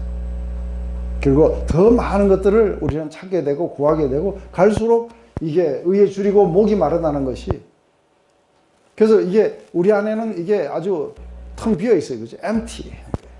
근데 이런 것들이 이게 채워지지만 여전히 뭐예요? 여전히 하나님 나는 목이 마르고 나는 줄여 있습니다. 이게 영적인 그 화력들이에요. 우리가 영적인 화력 가운데 제일 중요한 게 뭐냐면 제일 먼저 마음의 가난함인 거예요. 자신의 어떤 상태 속에 늘 뭔가가 하나님이 필요하다는 인식을 지울 수가 없어야 돼. 맞아요? 내로서는 안 됩니다. 하는 거죠. 그래서 지금 그런 상태들에서 애통의 역임을 이렇게 갖게 되고 그런 자들은 하나님을 의뢰하고 하나님께 모든 신뢰를 드리고 그렇게 걸어가면서 늘 하나님의 뜻이 자기에게 이루어지기를 줄이고 목말라 하는 자들인 거예요. 이게 사라지면은 우리의 영적인 삶이 죽어버려요. 그래서 이게 살아있다는 자체가 우리는 뭔가 하나님을 추구하게 되고 하나님께로 나아가게 되고 하는 영적인 원동력들이 되는 거예요. 근데 어느덧 우리가 이런 것들이 사라지고 와인을 한 잔씩 탁 하면서 이대로 더 이상 좋을 수는 없다. 이보다 더 좋을 수는 없다 하고 이래버리면 끝나는 거예요. 왜냐하면 하나님을 향한 갈망도 천국의 온전한 도래도 더 이상 원하지 않는 거예요. 내 때때로 그런 마음이 공존할 때가 있다. 그렇죠. 그러면 이제 그 하나님을 향한 우리들의 열망이 그 사랑이 식어가기 시작할 거예요. 한번 예수님을 알자 더 많이 알기를 원하고 더 많이 경험하고 싶다는 그런 열망에 사로잡히고 또 그분의 뜻에 한번 맞추기 시작하자 정말 계속해서 더 맞추고 싶고 그래서 마침내 온전하게 그분의 뜻이 내 안에서 완전하게 이루어지기를 소망하게 되고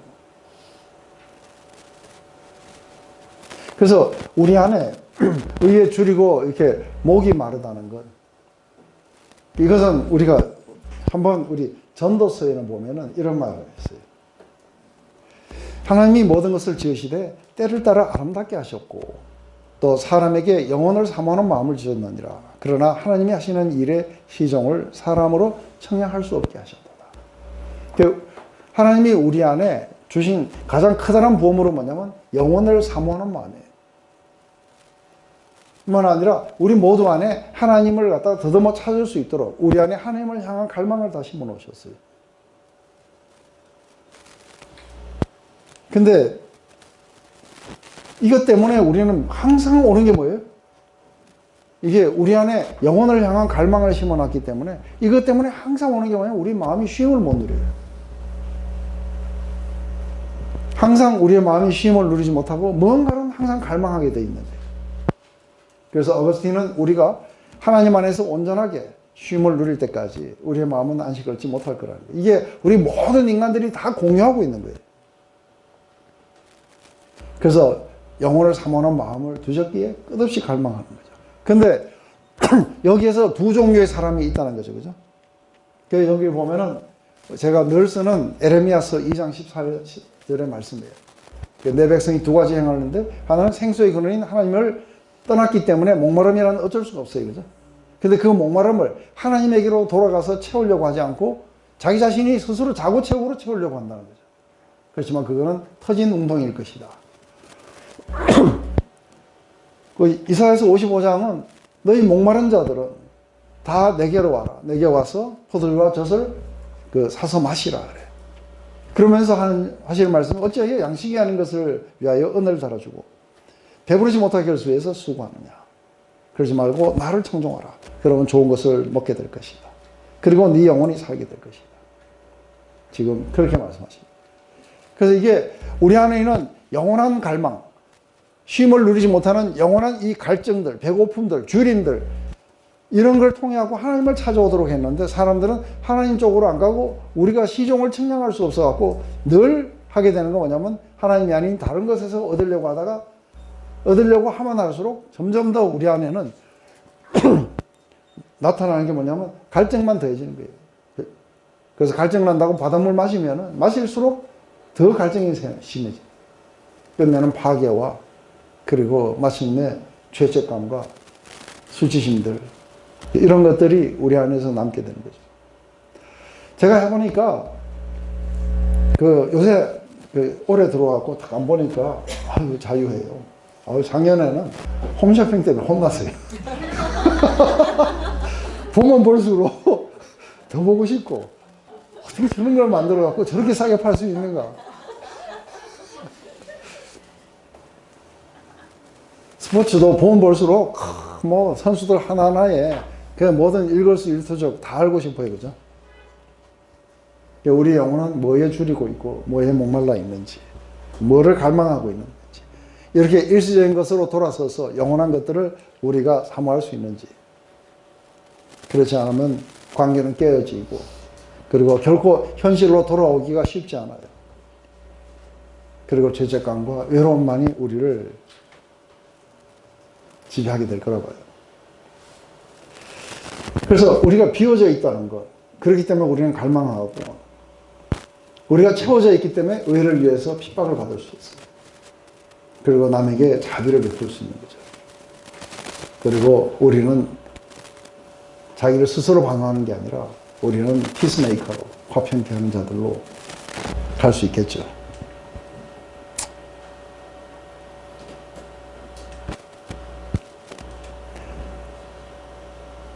그래서 팔복은 복받는 조건이라기보다는 복받은 사람의 8가지 징후. 그죠? 그러니까 우리의 마음에, 그래서 여기서 제일 중요한 건 뭐냐면, 이걸 보게 되면 이게 다 어디에서 일어나냐면 우리의 마음의 태도들이에요. 우리의 마음이 어떠냐 하는 것이죠.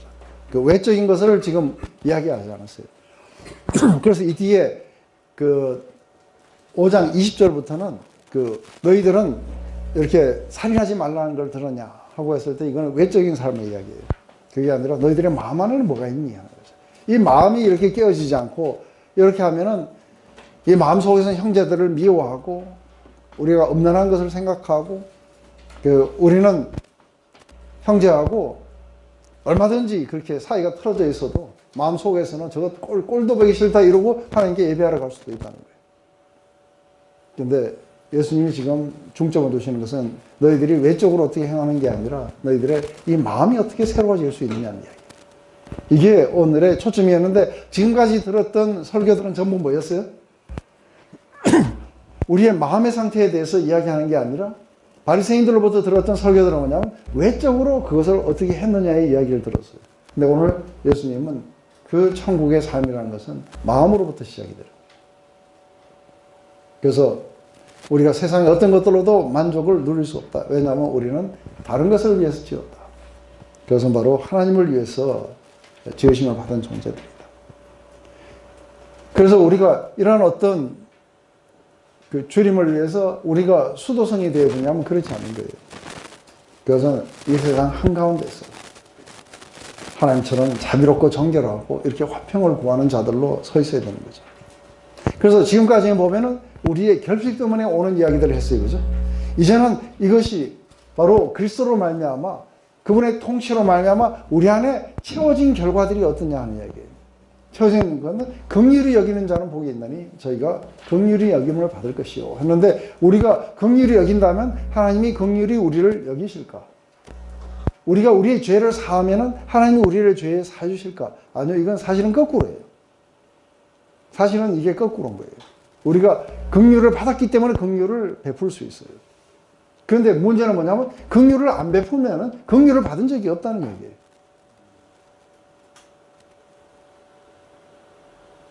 그래서 이걸 율법적으로 해석해 갖고 긍휼을 안 베풀면은 긍휼에서 제외될 것이다. 하는데 그게 아닌 것이죠, 그죠? 은혜는 우리가 사랑받기 합당하지 않은 자에게 주시는 사랑이지만 긍휼은 비참한 상태에 있는 자들을 보면 일어나는 이 반응이에요. 그래서 우리가 영적 파산을 갖다가 인정하고 슬퍼하고 그리고 우리가 하나님을 우리가 기다리고 그리고 하나님의 뜻이 우리 안에서 이루어지기를 소망하고 이런 자들은 이제 하나님의 긍휼로 우리를 채워주셨어요. 그래서 낮은 자존감에 대한 대안은 하나님의 긍휼이에요. 그 긍휼을 입은 자들인 거죠. 그래서 늘 죄인의 기도지만 내가 긍휼을 입은 자들인 거예요. 그래서 우리가 용서할 수 있는 것도 용서함을 받았는 거죠. 근데 자신의 죄가 용서함을 받은 적이 없는 사람들은 다른 사람의 죄를 용서하기가 쉽지가 않을 거예요.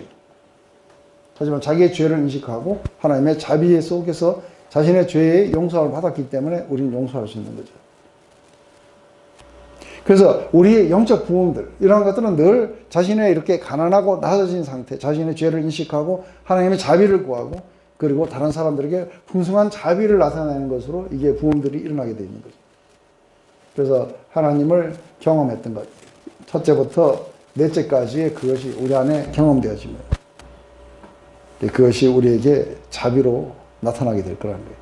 그래서 마태복음 9장 14절에 가면 마태를 만나셔갖고 죄인들과 함께 식사하는 걸 갖다가 비난하는 바리새인들을 보면서 예수님이 그렇게 했어요. 나는 자비를 원하고 나는 제사를 원하지 않는다고 말씀하신 거죠. 근데 하나님이 우리에게 그러면 당신의 백성들에게 원하시는 게 뭔가 했을 때 그런 자비를 나타내는 거예요. 이것은 하나님의 성품이고 하나님의 그 자비가 우리의 백성들 속에 이렇게 반영되어 나타나는 걸 원하는 거죠. 근데 종교적인 정결함이라든지 아니면 종교적인 의식이라든지 이런 건 하나님이 기뻐하시지 않는다고 이야기했어요. 우리의 마음 안에 있는 자비를 원하신다는 거예요. 그런데 우리가 보면은 참 이게 사실은 쉽지가 않아요. 왜냐하면 어느덧 우리는 깨어진 자들이 아닌 것처럼 보이게 돼요. 그래서 다른 사람의 어떤 죄악이나 세상의 어떤 파괴들을 보면 우리 안에는 분노가 일어나고 그것을 향해서 정죄하고 싶고 그리고 우리는 저스티스가 중요하다고 생각하고 그런 것들이 많이 일어나게 돼요. 특히 저 같은 경우에는 미국이나 캐나다에서 경찰한테 뭐 말대꾸라도 했다가는 좀 완전히 개패듯이 패버려요. 그래서 그 공권력에 대해서 되게 존중을 해요. 그래서 경찰 보고 우리 뭐라 그러죠? 짭새 이렇게 하는데 그게 아니고 오피서 그러면서요. 썰 하고 그렇게 해야 돼요. 근데 여기서 막 경찰서에서 막 가가지고 술 취해갖고 오줌 누고 막 그랬다는 이야기 듣고 저게 제대로 살아서 나올까 싶은데 안 그런 거죠. 이런 모질서를 보거나 이러면은 그쪽 경찰을 떠올리면서 그렇게 못하나 하는 이런 마음도 들기도 하고 또 아니면 어떤 신문에서 정말 말로 표현하지 않는 인륜을 저버린 그런 사람들 보면 뭐가 나오는 거예요? 이 속에서 아주 정의가 이루어져야 된다고 막 이렇게 생각하는 거죠. 그런데 하나님의 성품은 우리의 그런 상태를 보면은 긍휼이 일어난다는 거예요. 그것 때문에 가셔갖고 식사를 같이 하시고 그들 가운데 하나로 헤아리심을 받으면서 그들을 그 상태에서부터 뭔가 구해줘야겠다는 그런 마음들이 일어난 거죠. 근데 우리는 어떤 때는 긍휼이 있냐면 누가 가다가 이렇게 하고서는 막 갑자기 탁 쓰러지거나 이러면은 막 어떻게든지 도와주려고 전화도 하고 막 그래요. 그죠? 사실은 그건 왜냐하면 우리 안에 있는 그 사람의 상태를 우리가 뭔가를 해야 된다고 느끼는 거예요. 이런 것들이 긍휼인 거예요. 근데 이게 사람들이 그런 어떤 어려움에 빠져 있을 때는 그런 걸 느끼는데 죄에 빠져 있을 때는 그렇게 안 느끼는 거예요.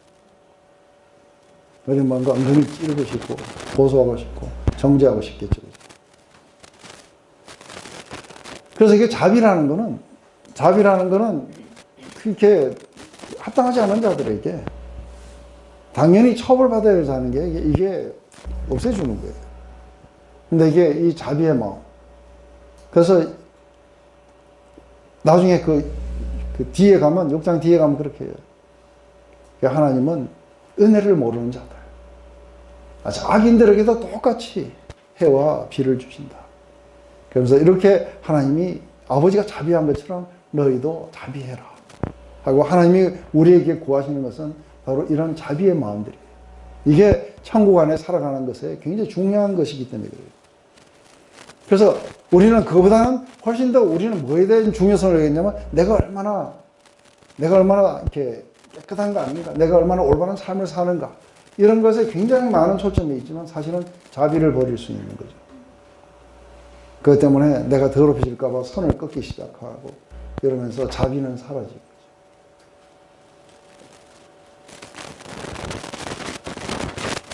그래서 선한 사마리아 사람의 이야기예요.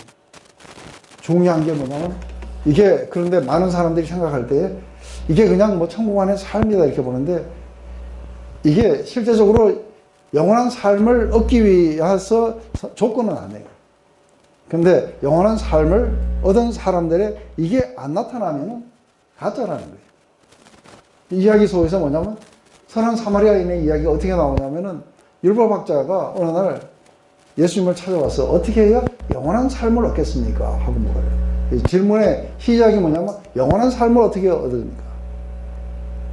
그 결국은 마지막에 나오는 끝에 대답은 뭐예요? 자비를 베푸는 자입니다.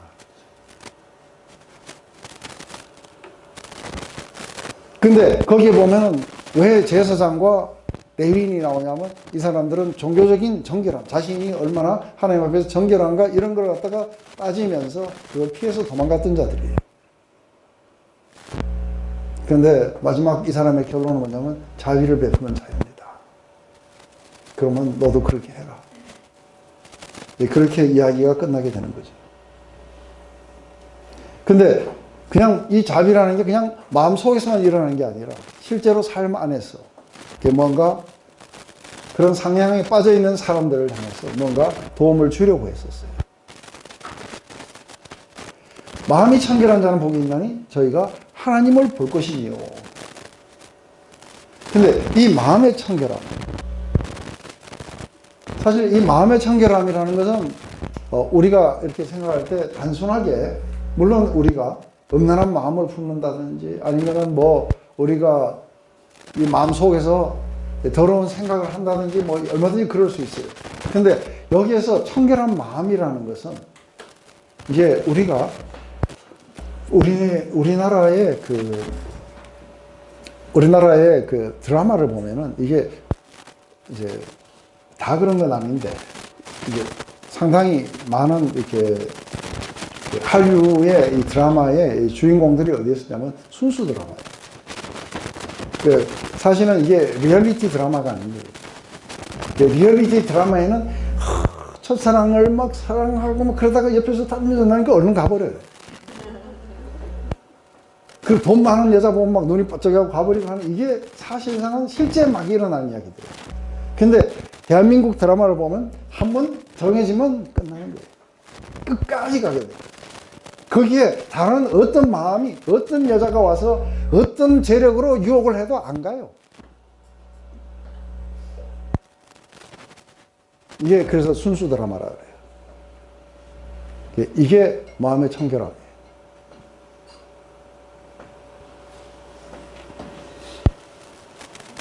그래서 그 안에 이게 중요한 건 뭐냐면 마음이 청결한 자는 복이 있나니 하는데 지금 끝까지 하고 달라요. 긍휼을 베푸는 자는 그 긍휼을 우리가 마지막에 받게 될 거라는 거예요. 근데 긍휼 없는 심판을 베푸는 자들은 긍휼 없는 심판을 받게 되고. 근데 여기에서 마음이 청결한 자에게 주시는 복은 뭐냐면 하나님을 보게 될 거라는 거예요. 그러면 하나님을 볼 때에 마음이 청결하지 않으면 하나님 볼 수 없다는 거예요. 물론 우리가 마음속에 죄악된 마음을 품고 하나님을 본다는 건 말이 안 돼요. 그죠? 근데 우리가 이렇게 하면 어때요? 별로 내가 나를 생각해 볼 때에 내가 뭐 음란한 생각도 안 하고 뭐도 안 하고 아무것도 안 했어요. 근데 다만 돈을 조금 사랑했을 뿐입니다. 돈을 조금 사랑했기 때문에 뭐 내가 그렇게 뭐 내가 돈을 잘 벌리는 거 어떻게 해, 그죠? 그래서 남들보다 조금 뭐 화려하게 살 수도 있지. 그렇지만 나는 하나님을 사랑한다는 거예요. 이걸 갖다가 청결한 마음이냐 했을 때에 네가 얼마나 누더기 같은지를 보라고 라우디가 교회에 얘기하세요. 네가 얼마나 가련한지, 네가 얼마나 누더기를 입고 있는지, 네가 얼마나 청결하지 못하는지를 보라는 거예요. 그래서 이게 그렇게 되면서 오는 게 뭐냐면 하나님을 사실 안 보고 싶어요. 안 그래요? 그래서 마음속에 뭐가 자라가느냐면 차가움이 자라가기 시작해요. 그러면서 어느덧 자기 마음속에서 하나님 보면 뜨뜻미지근해버려요. 이게 이런 마음이 있는가 하면은 저는 사도 바울을 보면은 사도 바울의 이 빌립보서를 항상 읽으면서 마음속에 정화가 되기를 원합니다. 그러면서 이게 내게 괴로움을 주든 내게 기쁨을 주든 so what 하면서 내 안에 오직 하나의 싱글 패션이 있는데 그것은 주님이 내 삶을 통해서 존귀함을 받는 것이다. 내가 이 땅에 살아있다는 것은 모든 면에서 그리스도처럼 되고 싶고 그리스도를 더 많이 경험하고 알고 싶고 그래서 내가 사는 것은 오직 목표가 그리스도다. 단 하나의 싱글 패션 그리스도다. 근데 이런 사람이라야 뭐가 있는 거예요? 나의 죽음도. 나의 죽음이라는 것은 그저 내가 그렇게 소망하던 그리스도를 영원히 최종적으로 온전하게 만나게 될 거라는 거예요. 내가 그분을 보게 될 거다. 그래서 마침내 내 사랑하는 자의 품에 내가 안겼을 그 얼굴을 내가 보게 될 것이다. 이게 청결한 마음인 거예요. 근데 우리가 이 마음이라는 것이 우리의 전부를 말해요. 그죠? 그 마음에 있는 게 우리를 더럽게 하지 이게 밖에서 뭐를 갖다가 뭘 먹었느냐가 우리를 더럽게 하지 못한다고 말씀하셔요. 그래서 우리가 이 하나님과 하나님의 그 얼굴을 하나님의 가장 깊은 것을 우리가 볼 수 있게 되는 필수적인 것이 뭐냐면 이게 마음의 청결함이에요. 바로 이것이 없이는 하나님을 볼 수 없다고 히브리서 12장도 이야기해요. 그래서 이것은 규칙을 잘 따르거나 아니면 이런 것들을 말하는 게 아닌 거예요. 우리는 왕국이 도래했고 온전하게 됐을 때 우리는 늘 그분을 우리는 추구했기 때문에 우리는 그분과 같을 줄을 확신한 거예요. 이렇게 이걸 확신하는 자들마다 자신을 갖다가 깨끗하게 하는 것은 우리는 세상이나 세상에 있는 것을 사랑하지 않는 거예요. 이건 두 마음이에요. 그죠? 하나는 그리스도를 따르고 하나는 세상에 있는 것들을 사랑하는 거예요. 그런 것들은 전부 육신의 정욕이고 안목의 정욕이고 이 세상의 사랑이니 그 안에는 하나님의 사랑이 없다. 이 두 개가 절대로 함께 가지 못할 것이다.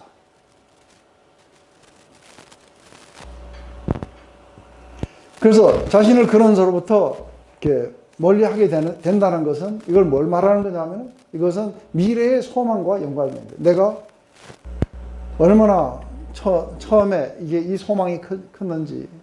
그래서 사실은 혼자서 이런 찬양하면서 정말 막 기쁨의 눈물을 흘리고 이런 것은 빛나고 높은 보좌와 그 위에 앉으신 주 예수의 얼굴 영광이 해처럼 빛나. 그래서 이 천한 몸이 그 귀한 보좌 앞에 이르러서 그분의 그 얼굴을 볼 때 내 기쁨이 넘쳐날 것이라고. 그래서 기도할 때마다 그 천국에 내가 가고 싶은 이유가 거기에 우리 부모님이 계신 곳이고요. 아니면 내가 사랑하는 사람들이 있기 때문이 아니라 제일 먼저 거기에 나를 사랑하신 주님을 내가 만날 수 있기 때문입니다. 이게 단 하나의 이게 패션이고 소망이었어요. 이런 것이 이게 정결한 거예요. 그래서 그분의 뜻을 알고 그분의 길을 알고 그분과 아름다운 교제를 나누는데 바로 우리의 마음에 이 정결함이 필요한 것이죠. 근데 거꾸로 마음 안에는 완전히 딴 게 있는 거예요. 그래서 입술로는 하나님을 존경하는데 마음으로는 하나님부터 멀어져 있어요. 이런 걸 가지고 뭐라 하냐면 가늠하는 자들이요 하고 이야기를 해요. 회칠한 무덤들이요. 이렇게 해갖고 이런 마음을 가지고 하나님 나라 안에서 내가 있다고 이야기한다는 것은 어불성설이라는 거예요. 하나님 나라 안에 있다는 것은 적당히 양다리 걸쳐갖고 있는 게 아니라 아주 레디컬하게 이거면 이거 저거면 저거 차갑든지 뜨겁든지 둘 중에 하나를 하라는 얘기예요. 하나님 나라에는 그냥 적당히 다리를 걸치고 이런 게 있을 수가 없다는 거죠. 우리는 외모를 보지만 하나님은 우리의 중심을 보세요. 그래서 우리의 중심 안에 뭐가 있는가? 중심 안에 이렇게 하나님을, 그래서 이러한 것들이 우리 안에 쌓이게 되면 우리는 그것을 나타내게 될 거라는 것이죠. 그래서 우리는 날마다 자신을 갖다가 그런 모든 유혹들로부터 우리가 정결하게 해야 되는 이유가 어디 있는 거예요? 그렇게 하고 자기가 남들보다 깨끗하게 되기 위해서, 내 자신이 아주 프라이드를 세우기 위해서, 그게 아니라 하나님을 보기 위해서요. 하나님을 보기를 소망하는 자들은 자신을 깨끗하게 그렇게 하게 될 거라는 것이죠. 그분의 임재 안에 살고 그분의 영광에 아주 놀라움과 경외심으로 사로잡히고, 그리고 그것을 우리의 삶에 반영하기를 원하고, 그리고 언젠가는 지금은 거울을 보는 것처럼 희미하지만 언젠가는 직접 그 얼굴을 볼 날이 오게 될 거라는 거예요. 그래서 우리 시편 27편에는 이런 소원이 나와요. 여호와여, 내가 소리로 부르짖을 때 들으시고 또한 나를 긍휼히 여기서 응답하소서. 너희는 내 얼굴을 찾으라 하실 때 내 마음이 주께 말하되, 여호와여, 내가 주의 얼굴을 찾았나이다. 주의 얼굴을 내게 숨기지 마시고 주의 종을 노하여 버리지 마소서. 주는 나의 도움이 되셨나이다. 나의 구원의 하나님이여, 나를 버리지 말고 떠나지 마옵소서.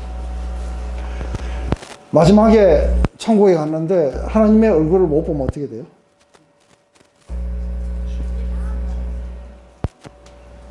내가 봤던 하나님 얼굴하고 너무 틀려. 그래서 봤더니 염라대왕이야. 하나님 얼굴을 못 보면 끝나는 거예요. 맞아요? 천국에서 저 뒤에 숨어가지고 하나님 얼굴을 못 보고 그분의 인재가 뭐 가운데 안 있고 이러면 그건 천국이 아닌 거예요. 얼굴을 보는 게 은혜를 받는 거고 도움을 받는 거고, 얼굴을 가리우면 뭐예요? 버리심을 받는 거예요.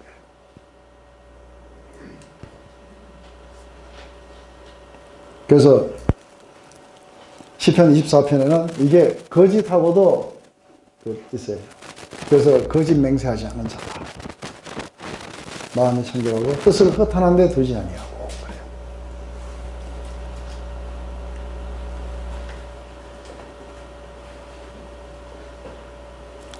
그래서 첫째 이제 이 두 마음 이게 정결함과 관계되는 건 야고보서 우리 4장 4절하고 8절에 보면 가늠하는 여자들이요 하고 하는데, 이건 여자들 말하는 게 아닌 거예요. 이걸 지금 성도들을 이야기하는 거예요.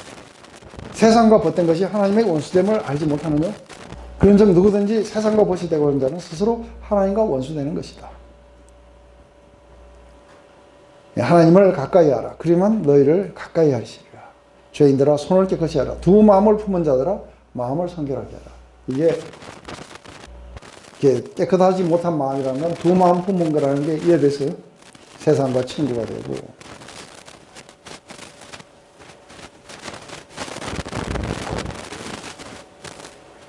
그래서 나의 온 마음과 뜻과 정성을 다해 주 예수 그리스도를 사랑하고,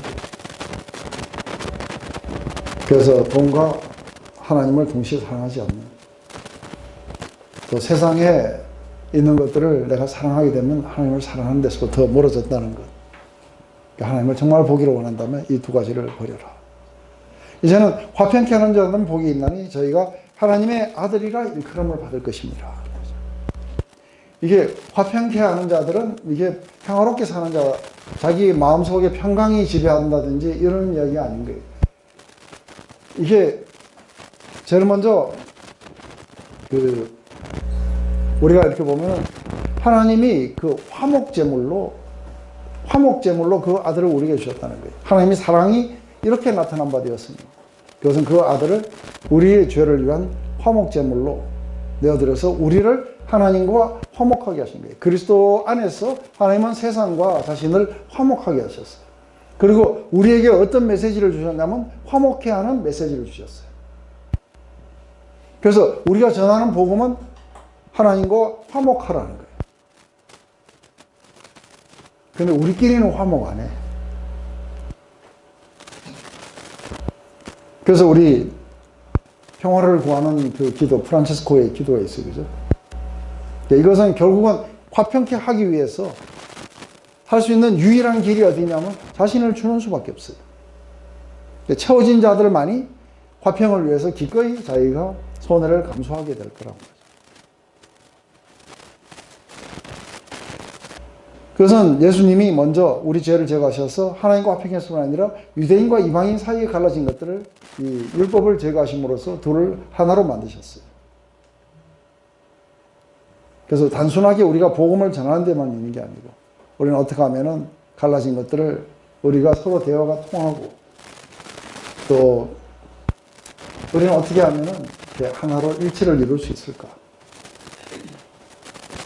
근데 이렇게 하는 자들은 결국은 그 아들이라 그래요. 자녀를 안 그러고 아들은 아버지의 성품을 담는 거예요. 그래서 아버지가 바로 이 화평케 하는 피스메이커인데 아들은 피스 트러블러 이렇게 하면 안 되죠. 이게 채워진 자들은 어떻게든지 이렇게 화평케 하는 거예요. 이걸 위해서 우리는 이게 새 마음을 가져야 되는 거죠. 하나님의 아들이라고 불리지 않으면 하나님 권속도 아니고. 그래서 이 산상수훈을 처음부터 끝까지 보면은 이게 에레미야 31장에서 이야기했던 그 말씀하고 동일한 거예요. 왜냐하면 그날에 내 맺을 언약은 이거예요. 내가 그들의 굳은 마음을 제하고 새 마음을 주시겠다. 그래서 이게 새 마음을 얻지 않으면 우리 안에 이런 것들이 안 일어나게 돼 있어요. 그리고 새 영을 받지 않으면 우리 안에서 이것들이 실제가 되지 않게 돼 있어요. 근데 우리가 새 마음과 새 영을 얻었다 할지라도 우리가 이 마음이 식어가거나 아니면 뭔가 변질돼 가거나 이렇게 할 수 있는 거예요. 이때 우리는 또다시 가난함으로 다시 가기 시작해요. 낮아지고 그 안에서 그런 상태를 애통해하고 하나님 앞에 다시 새롭게 해달라고 이야기가 되겠죠. 그죠? 바로 하나님의 주권적인 은혜 속에서 우리는 이렇게 거듭나고 새로운 마음으로 옮겨갈 수 있어요. 그래서 하나님의 자녀가 만들어졌고 그래서 하나님의 그 어떠하심을 갖다가 우리가 반영할 수 있도록 자비로운 자들, 피스메이커 그리고 늘 그 나눠지지 않는 마음으로 하나님과 그렇게 살아갈 수 있겠죠. 그래서 우리 5장 43절 45절에 보면은 이게 어떻게 우리가 자비하고 어떻게 피스메이커 해야 되는지. 그래서 원수를 갖다가 미워하면은 이게 피스메이커가 아닌 거예요. 이게 원수를 갖다가 사랑하는 거죠. 그리고 핍박하는 자들을 위해서 기도하고. 그렇게 하는 이유는 하늘에 계신 너희 아버지의 아들이 되리니. 결국은 원수도 누구도 이제 없어야 돼요. 우리가 생각할 때 우리가 살아가면서 마음에 안 드는 사람은 있을 수 있어요. 그죠? 그렇지만 이게 불안한 사람이 있게 된다면 우리 기도가 안 돼요. 하나님께로 나가는데 걸림돌이 돼요. 왜냐하면 먼저 그런 게 있다면 내한테 나와서 기도하기 전에 먼저 가서 피스메이커부터 하고 오라. 그래서 가장 좋은 게 뭐냐면 빨리 평화를 맺는 게 훨씬 더 이렇게 여러분의 영상 생활에 도움이 된다는 거 이해됐어요?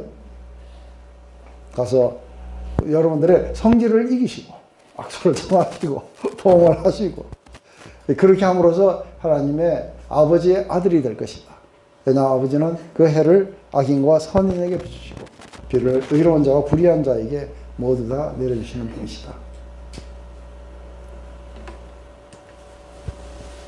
핍박하는 자들 위해서 기도합니다. 마지막 하나 남았는데 요거 마저 하고 우리 식사합시다. 의를 위하여 핍박을 받는 자는 복이 있나니 천국이 저희 것이다. 이제는 의를 위해서 고통을 받는 자들은 아주 기뻐하고 이렇게 날뛰라고 이렇게 말씀하셨어요. 그래서 이게 왜 이게 천국이 저희 것이냐 했을 때 예를 들어서 우리가 잘못해갖고 벌 받으면 자기가 천국 안에 있다는 확신이 없어요. 근데 하나님의 뜻이 이루어지기 위해서 자기가 핍박을 받으면 확신한 거예요. 맞아요? 자기가 천국 안에 있다는 게 확신시 돼요. 사도 바울은 뭐라고 이야기를 하느냐면, 사도 바울은 내가 왜 사도냐, 내가 왜 하나님의 사도인지를 이야기를 할까 하고, 자기가 하나님의 사도인 것의 확실성을 어디다 두냐면, 자기가 하나님을 위해서 핍박받았고 고통당했던 것들을 쫙 나열해요. 고린도후서 12장에. 내가 하나님을 위해서, 내가 하나님을 향해서 이런 핍박과 이런 고통 속에서 복음을 전파했다는 거예요. 그게 자기가 하나님의 사도인 것을 확실시한다. 그렇다면 우리도 어디에서 천국이 우리의 소유라는 걸 확실시할 수 있느냐 하는 것은, 우리는 의를 행하고 핍박을 받는 거예요. 의를 행하고 고난을 받는 거예요. 근데 이 고난은 죄 때문에 오는 게 아니라 하나님 때문에 오는 거예요. 그럴 때 나는 어디에 속했는가 하면, 나는 그리스도께 속한 거예요. 세상에 속하면은 세상이 너희를 사랑했을 것이다. 그런데 너희가 왜 핍박을 받느냐면, 너희가 내게 속했기 때문이라는 거예요. 그런데 지금 이렇게 이야기를 쫙 하시고 나서 8장에 이제 이 천국과 함께 예수님이 세상에 나가서 막 사역을 하시면 제일 먼저 오는 게 뭐냐? 대대적인 환영이 아니라 대대적인 저항이 오게 돼 있어요. 우리들의 라이프 스타일이나 우리들의 메시지는 세상을 화나게 해요. 왜요? 너희들의 죄를 인정하라고 이야기하는 거죠. 그리고 구세주의 그 죄사함의 은총을 받아라. 그러면 우리가 뭘 잘못했는데?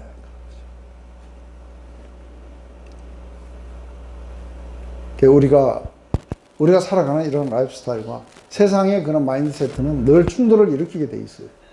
그래서 늘 핍박과 이런 견제들이 우리에게 이렇게 오게 될 거라는 거예요. 그랬을 때 주님 말씀하세요. 만약에 세상이 너희를 갖다가 그런 의 때문에 너희들을 핍박하면은, 너희를 핍박하는 게 아니고 나를 핍박하는 거다. 그렇기 때문에 너희들은 내 제자가 되는 것이다. 내게 속했고, 그리고 천국에 속한 자들이라는 것을 너희들은 확신하라는 거예요.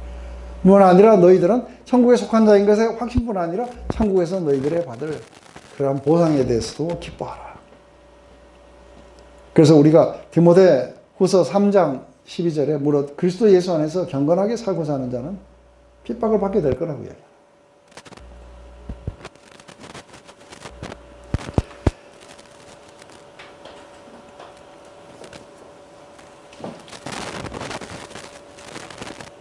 이게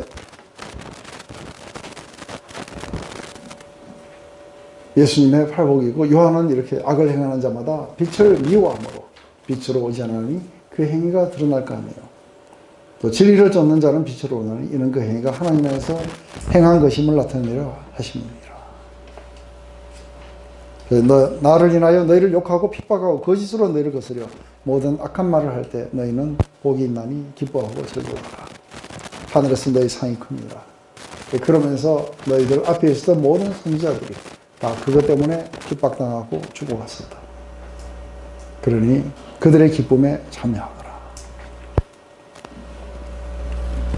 자, 우리 다시 한번 쫙 이렇게 이야기를 하면, 제일 먼저 마음의 깨어짐부터 시작해야 되거죠. 자신은 하나님 앞에 파산됐고, 영적으로 도덕적으로 내세울 게 아무것도 없는 것부터 시작이 돼서 그 상태를 애통하게 여기고, 그리고 그런 자들은 이제 하나님을 트러스트하고 오직 모든 것들을 하나님에게 맡겨드리는 거예요. 그게 온유한 자들인 거예요. 그죠? 이렇게 온유한 자들은 어디로 가는 거예요? 의에 줄이고 목이 마른 거예요. 하나님의 뜻이 우리에게 이루어지도록, 하나님의 통치가 일어나도록 우리는 기다리게 될 것이고, 그리고 이런 자들은 하나님의 어떠하심을 우리가 리플렉트 하게 돼 있어요. 그래서 채워진 사람들은, 자비를 받은 자들은 자비를 베풀게 될 것이고, 하나님과 교제를 나눈 자들은 두 마음을 품지 않게 될 것이고, 그리고 마침내 우리가 의를 위해서 핍박을 받는 데까지 우리가 갈 수 있게 되는 거죠. 이렇게 이건 다 한꺼번에 연쇄적인 건데, 어느 것 하나 제일 앞에 영혼이 낮아지거나 가난해지지 않으면 뒤에 건 안 일어나게 돼 있어요. 첫 번째가 그걸로부터 시작돼서 전부 다 연쇄적으로 일어나게 되는 거죠. 어느 것 하나라도 우리가 가다가 변절되면 우리는 다시 처음부터 다시 시작해야 돼요. 그래서 마침내 우리가 이제는 그 사도들이 복음을 전하는데 공에 붙잡혀 가지고 감옥에 갇혔다가 나와가지고 거기서 풀려날 때 제일 먼저 이들이 왜냐하면 기뻐했어요. 그러면서 우리가 주를 위해서 이제는 핍박받는 단계에 왔다. 그럴수록 우리는 주님에게 더 가까이 가는 거예요. 내 마음은 주님 앞에 깊숙하게 가고, 그리고 이제는 세상이 나를 핍박했고 그리스도 때문에 나를 핍박했기 때문에 이제는 세상하고 난 결별하겠다. 그리고 나는 그리스도에게 온전히 속하겠다. 그것이 나의 온전한 기쁨이다. 여기까지 하게 될 거라고 기도하겠습니다. 하나님 아버지, 오늘 이 산상수훈을 통해서 우리의 마음의 상태가 어떻게 되는지를 봅니다. 하나님, 어떤 부분들은 한때 그랬지만 지금은 많이 멀어져 있는 것들을 또한 보기도 합니다. 다시 한번 이 말씀을 우리가 읽고 묵상하고 우리의 마음속에 새기며 또다시 낮아지고 또다시 줄이고 배고파하고 또다시 하나님만을 우리가 갈구하며 마침내 내가 하나님의 왕국에 속했다는 이 확신 속에 기뻐할 수 있도록 우리의 마음을 다시 한번 새롭게 하여 주시옵소서. 주의 영으로 우리를 새롭게 하시옵고 또 우리의 마음을 새롭게 재창조해 주시길 기도드리며 예수님의 이름으로 기도드렸습니다.